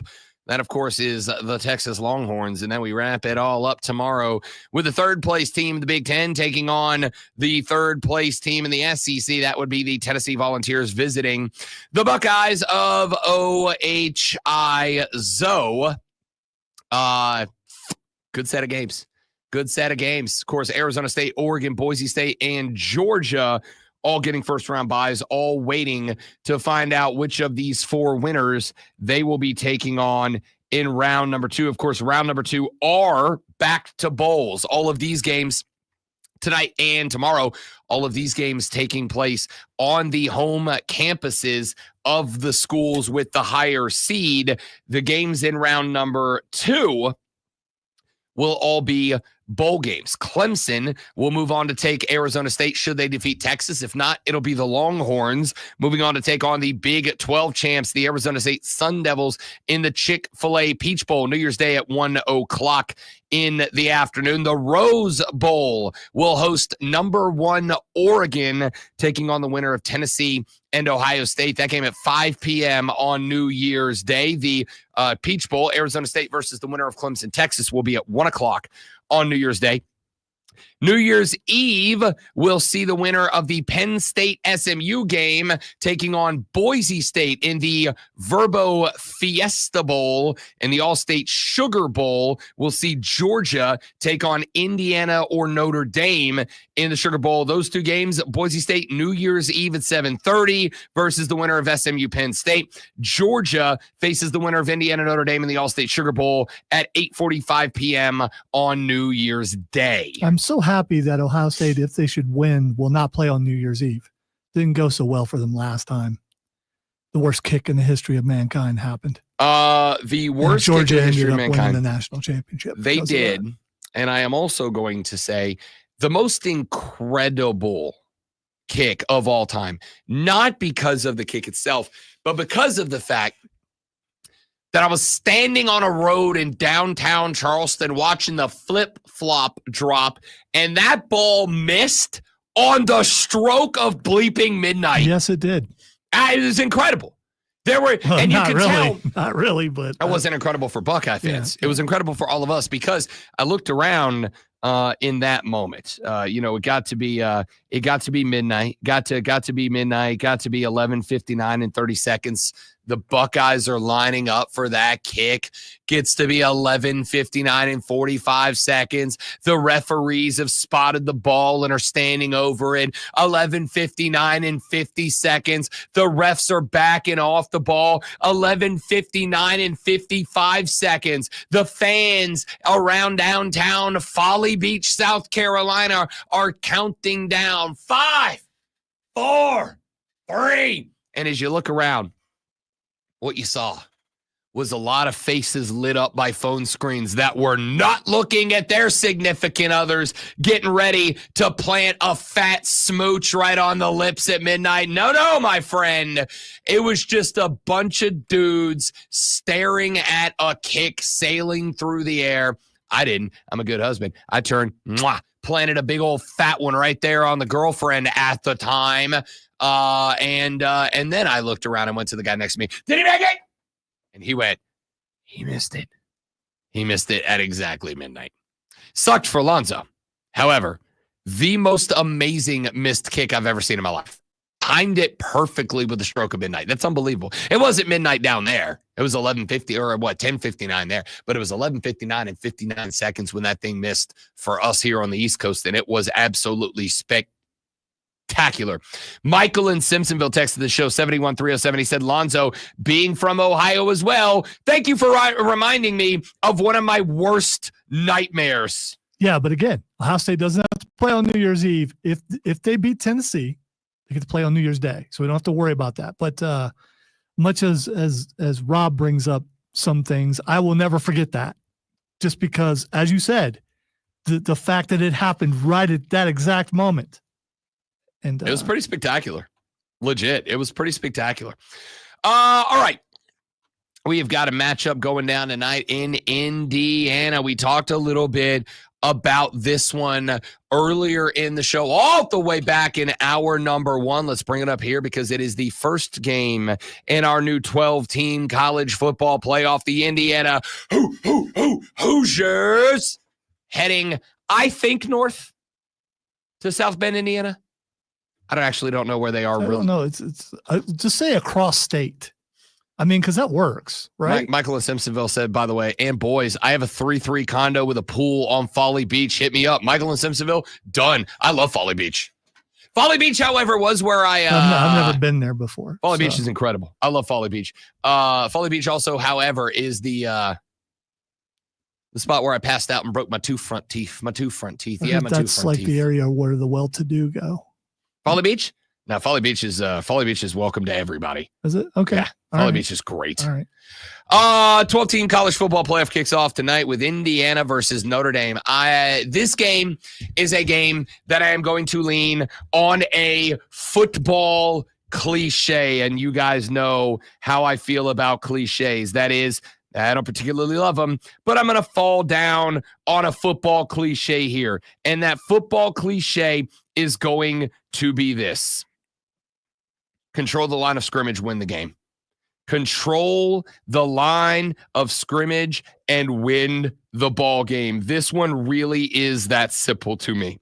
This is a game, I think, that is going to come down to the question, is Indiana's run defense successful because they played in a Big Ten that didn't have a lot of good talent on it? Or was Indiana's run defense successful because Indiana's run defense was genuinely good?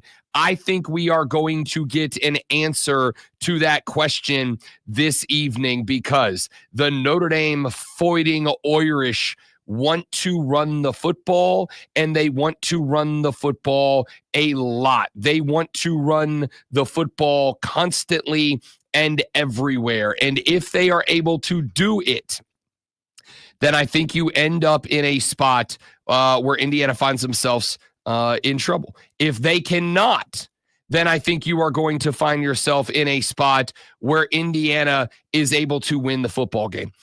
If that run defense is able to do what they have been able to do the rest of the schedule, then they force the ball into the hands and onto the arm of Riley Leonard.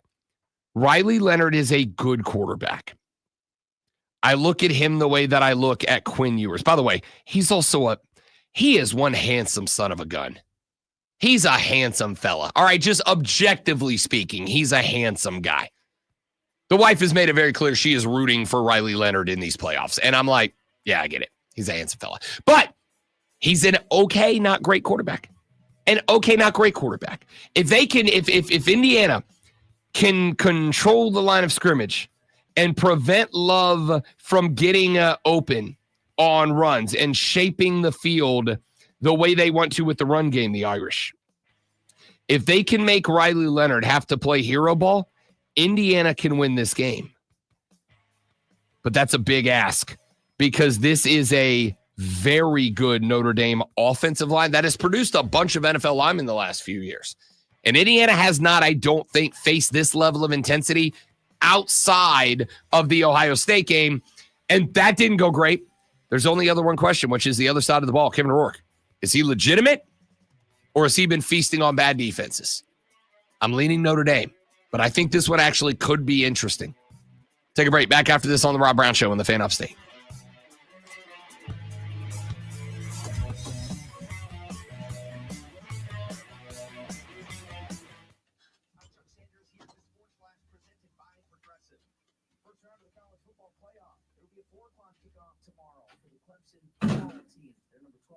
They battle number 5 Texas. Clemson 10-3 overall. Texas 11-2. The matchup in Austin. NFL this Sunday. The Panthers are home against the Arizona Cardinals. Furman men's basketball is riding a 4-game winning streak. Tomorrow they'll take on the Harvard Crimson. All right, guys, let me step away for just 1 minute. I will be right back.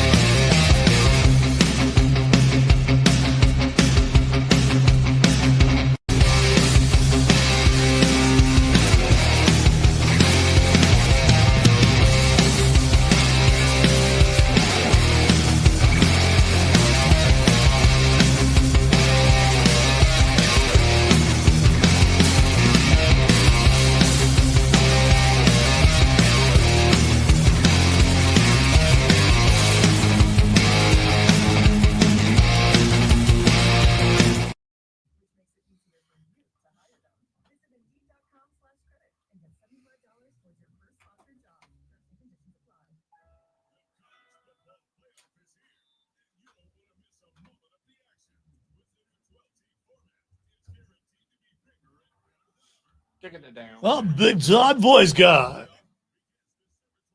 Make sure you listen to the games.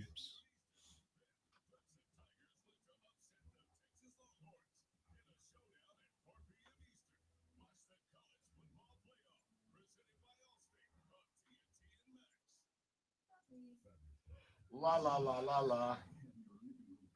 It is weird that the playoffs are on TNT and Max. Not all of them. Not all of them. But some of them.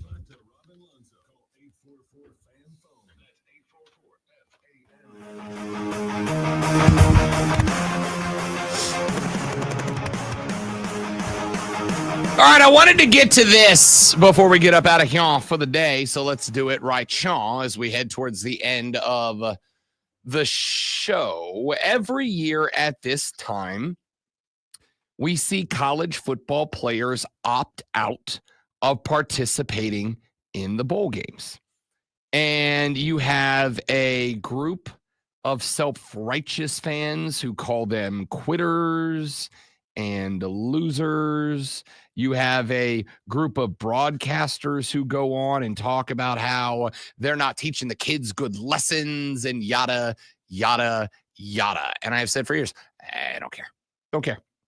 Because the games, outside of a practice, 17 practices, and a paycheck for the school, which they're getting either way, don't matter for any of the kids that aren't going to be producers. Now, that is to say, if a kid decides that he wants to take the risk and play I'm not going to fault them for that either, for saying, I love the game of football, so I'm going out there to play football. But I'm also not going to beat up on kids who go, yo, I got an NFL career coming up. And a lot of people say, you're just as likely, Rob, to get busted up in a car accident. So, play. But see, that's the thing is it's not just, even though it not getting injured is a big part of it. It is about a lot more than that as kids get ready for the draft, particularly those that are going into the draft. Jake Butt used to play tight end for the Michigan Wolverines. He is trying his hand in the broadcasting world. He's not that bad. He's not bad. I've had him on BetQL a couple of times. I've had him on Bet for the Cycle a couple of times. He's not bad. I do need to work with my man on his fashion sense a little bit, all right? Because he's trying, but you can tell it's not his forte. Like, you can tell he's a jean and T-shirt guy, but he gets on. The video I'm about to play you, I watched the video of the audio I'm about to play you. And my man's wearing French cuffs, but he doesn't have cufflinks on. If you're going to wear French cuffs, you wear cufflinks. You don't fold up a French cuff. You either put on cufflinks or you don't. I mean, here I'm thinking he's wearing, mismatched jacket and pants. No, he's done that too. And you're just talking about the cufflinks. Hey, man, details are everything. Okay. Get the details right.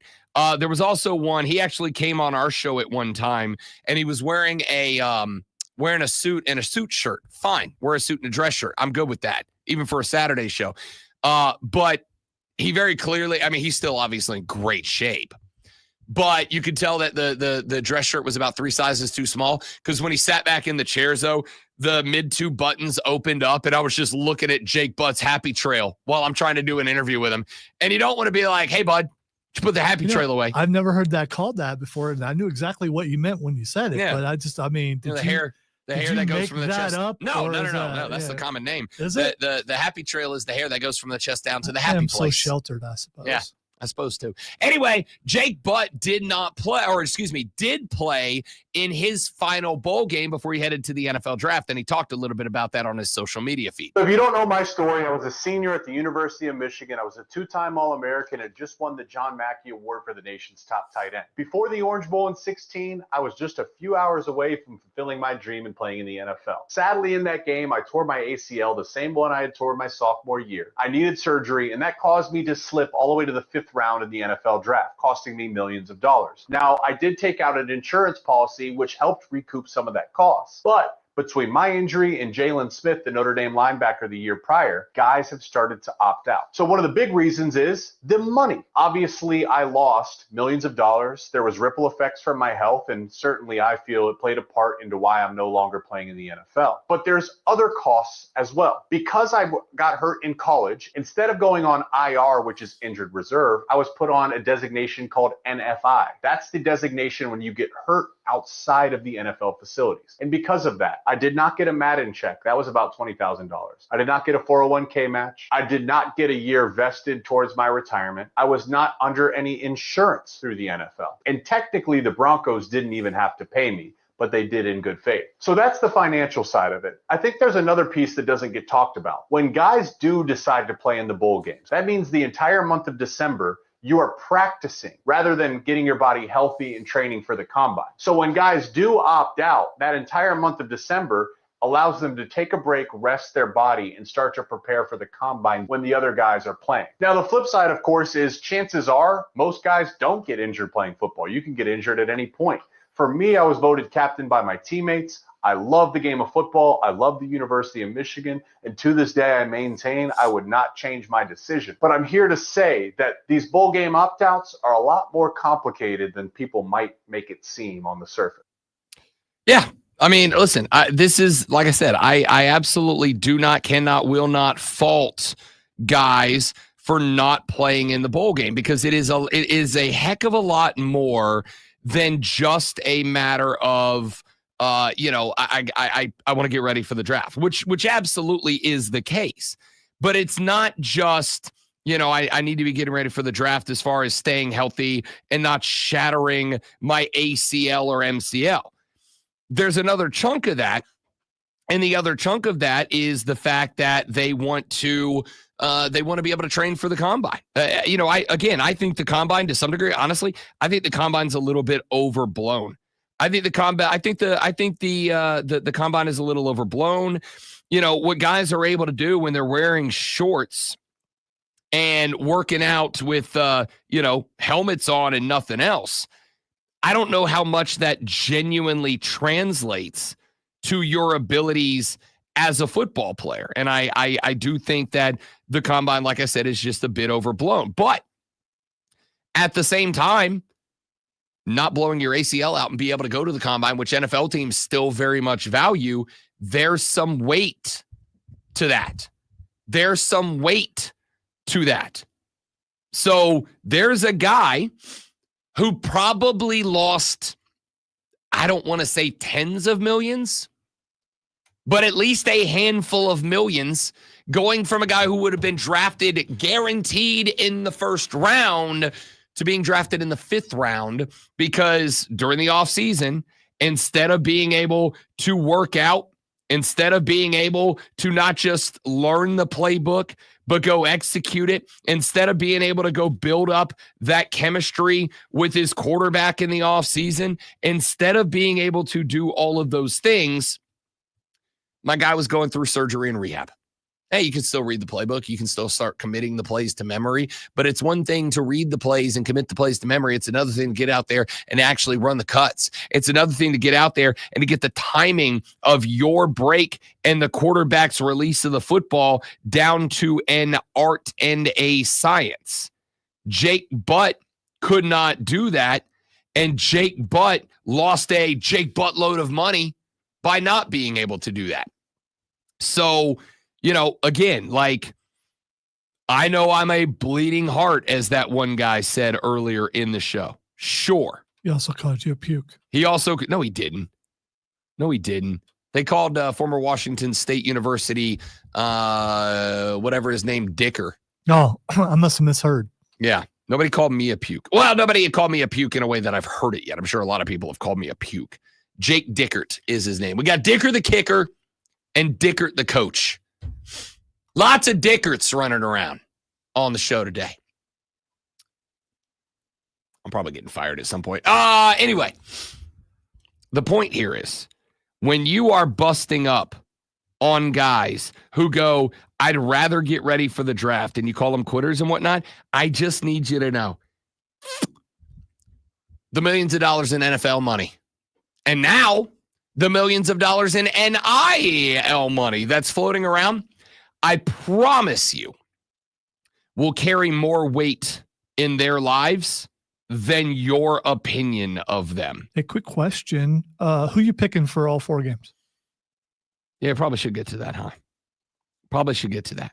Let's start tonight, ladies and gentlemen. As we have said a number of times, we're throwing down at 8 p.m. the Indiana Hoosiers on the road, taking on the Notre Dame Fighting Irish. This one in South Bend. You know I love me. Absolutely adore. Yeah, it's pretty simple. I win.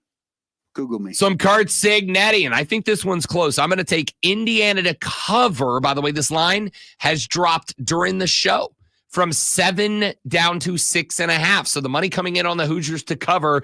Give me a Hoosier cover. Give me a Notre Dame win. Yeah, I'm going to go with the Notre Dame win too. I don't know about the cover thing. Let's go over to noon o'clock tomorrow when the SMU Mustangs are on the road at the Penn State Nittany Lions. The Lions 8.5-point favorites. That line is staying still. Lonzo, the SMU Mustangs are getting slept on. This is my favorite upset pick of the weekend.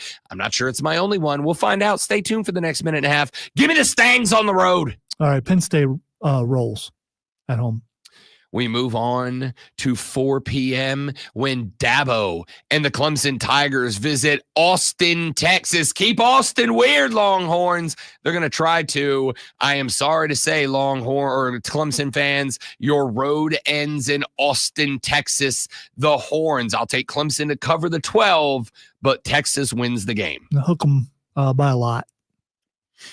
All day you've been saying. No, I said if anyone could. Didn't say they would. Oh, okay. I said if anyone could, and said wouldn't be surprised.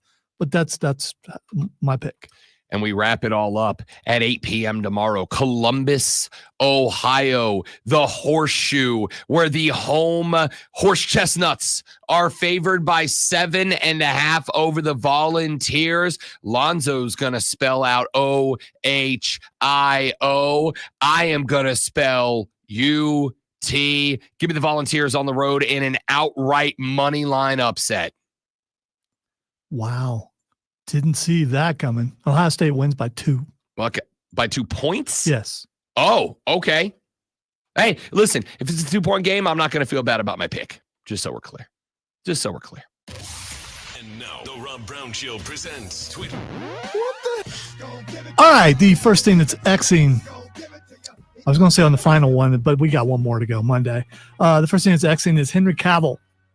Henry Cavill is Xing because he's not Superman anymore, but the Superman trailer dropped yesterday. I am going to say this cat playing Superman, I don't know his name. I should. Timothy Chalamet, I assume. No, it's not. Okay. This cat playing Superman makes an awesome Clark Kent. Don't really sell me like the face and vibe of Superman. I will say this.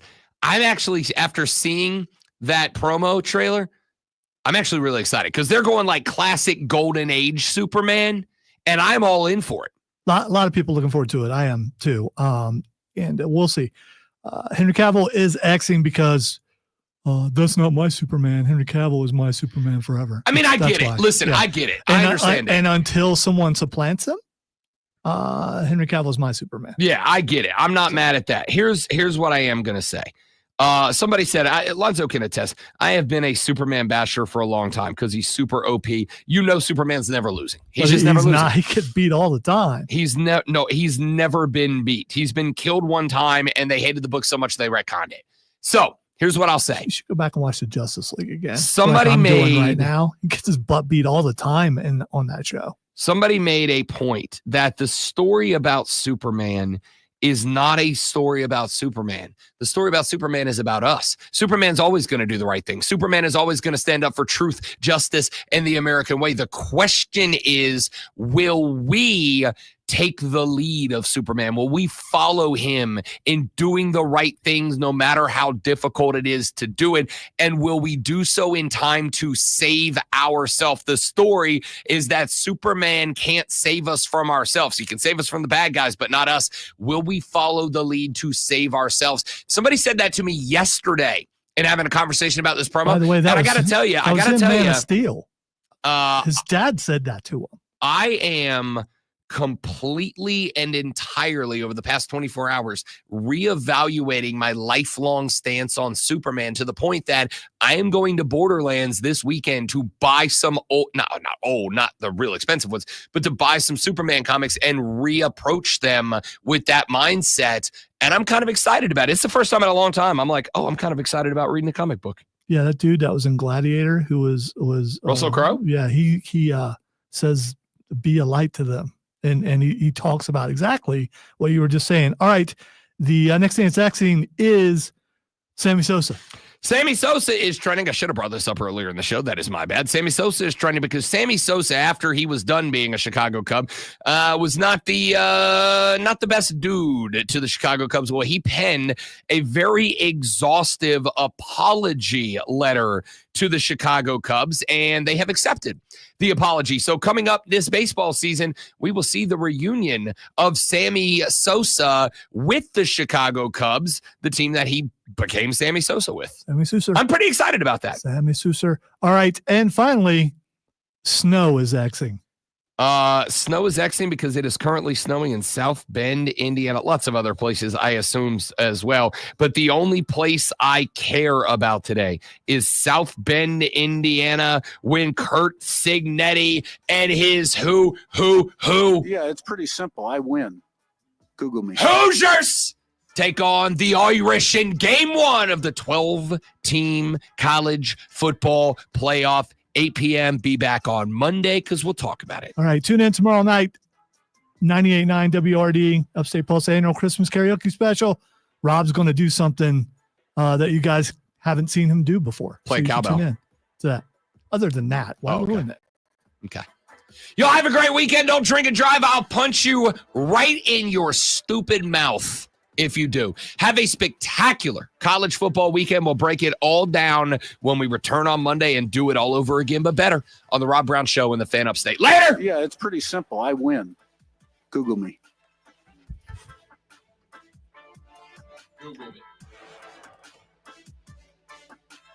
R-Truth talked over him, and he wanted me to tell Curt Cignetti, my bad.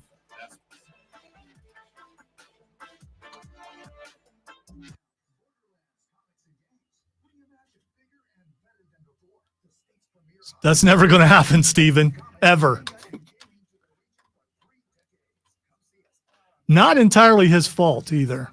Some of it is definitely his fault, but not entirely. Yeah. But I'm going to tell you right now, the hardest thing in the world about being an adult is scheduling things with other adults. It's just, it's impossible to do it. I promise you, let's say,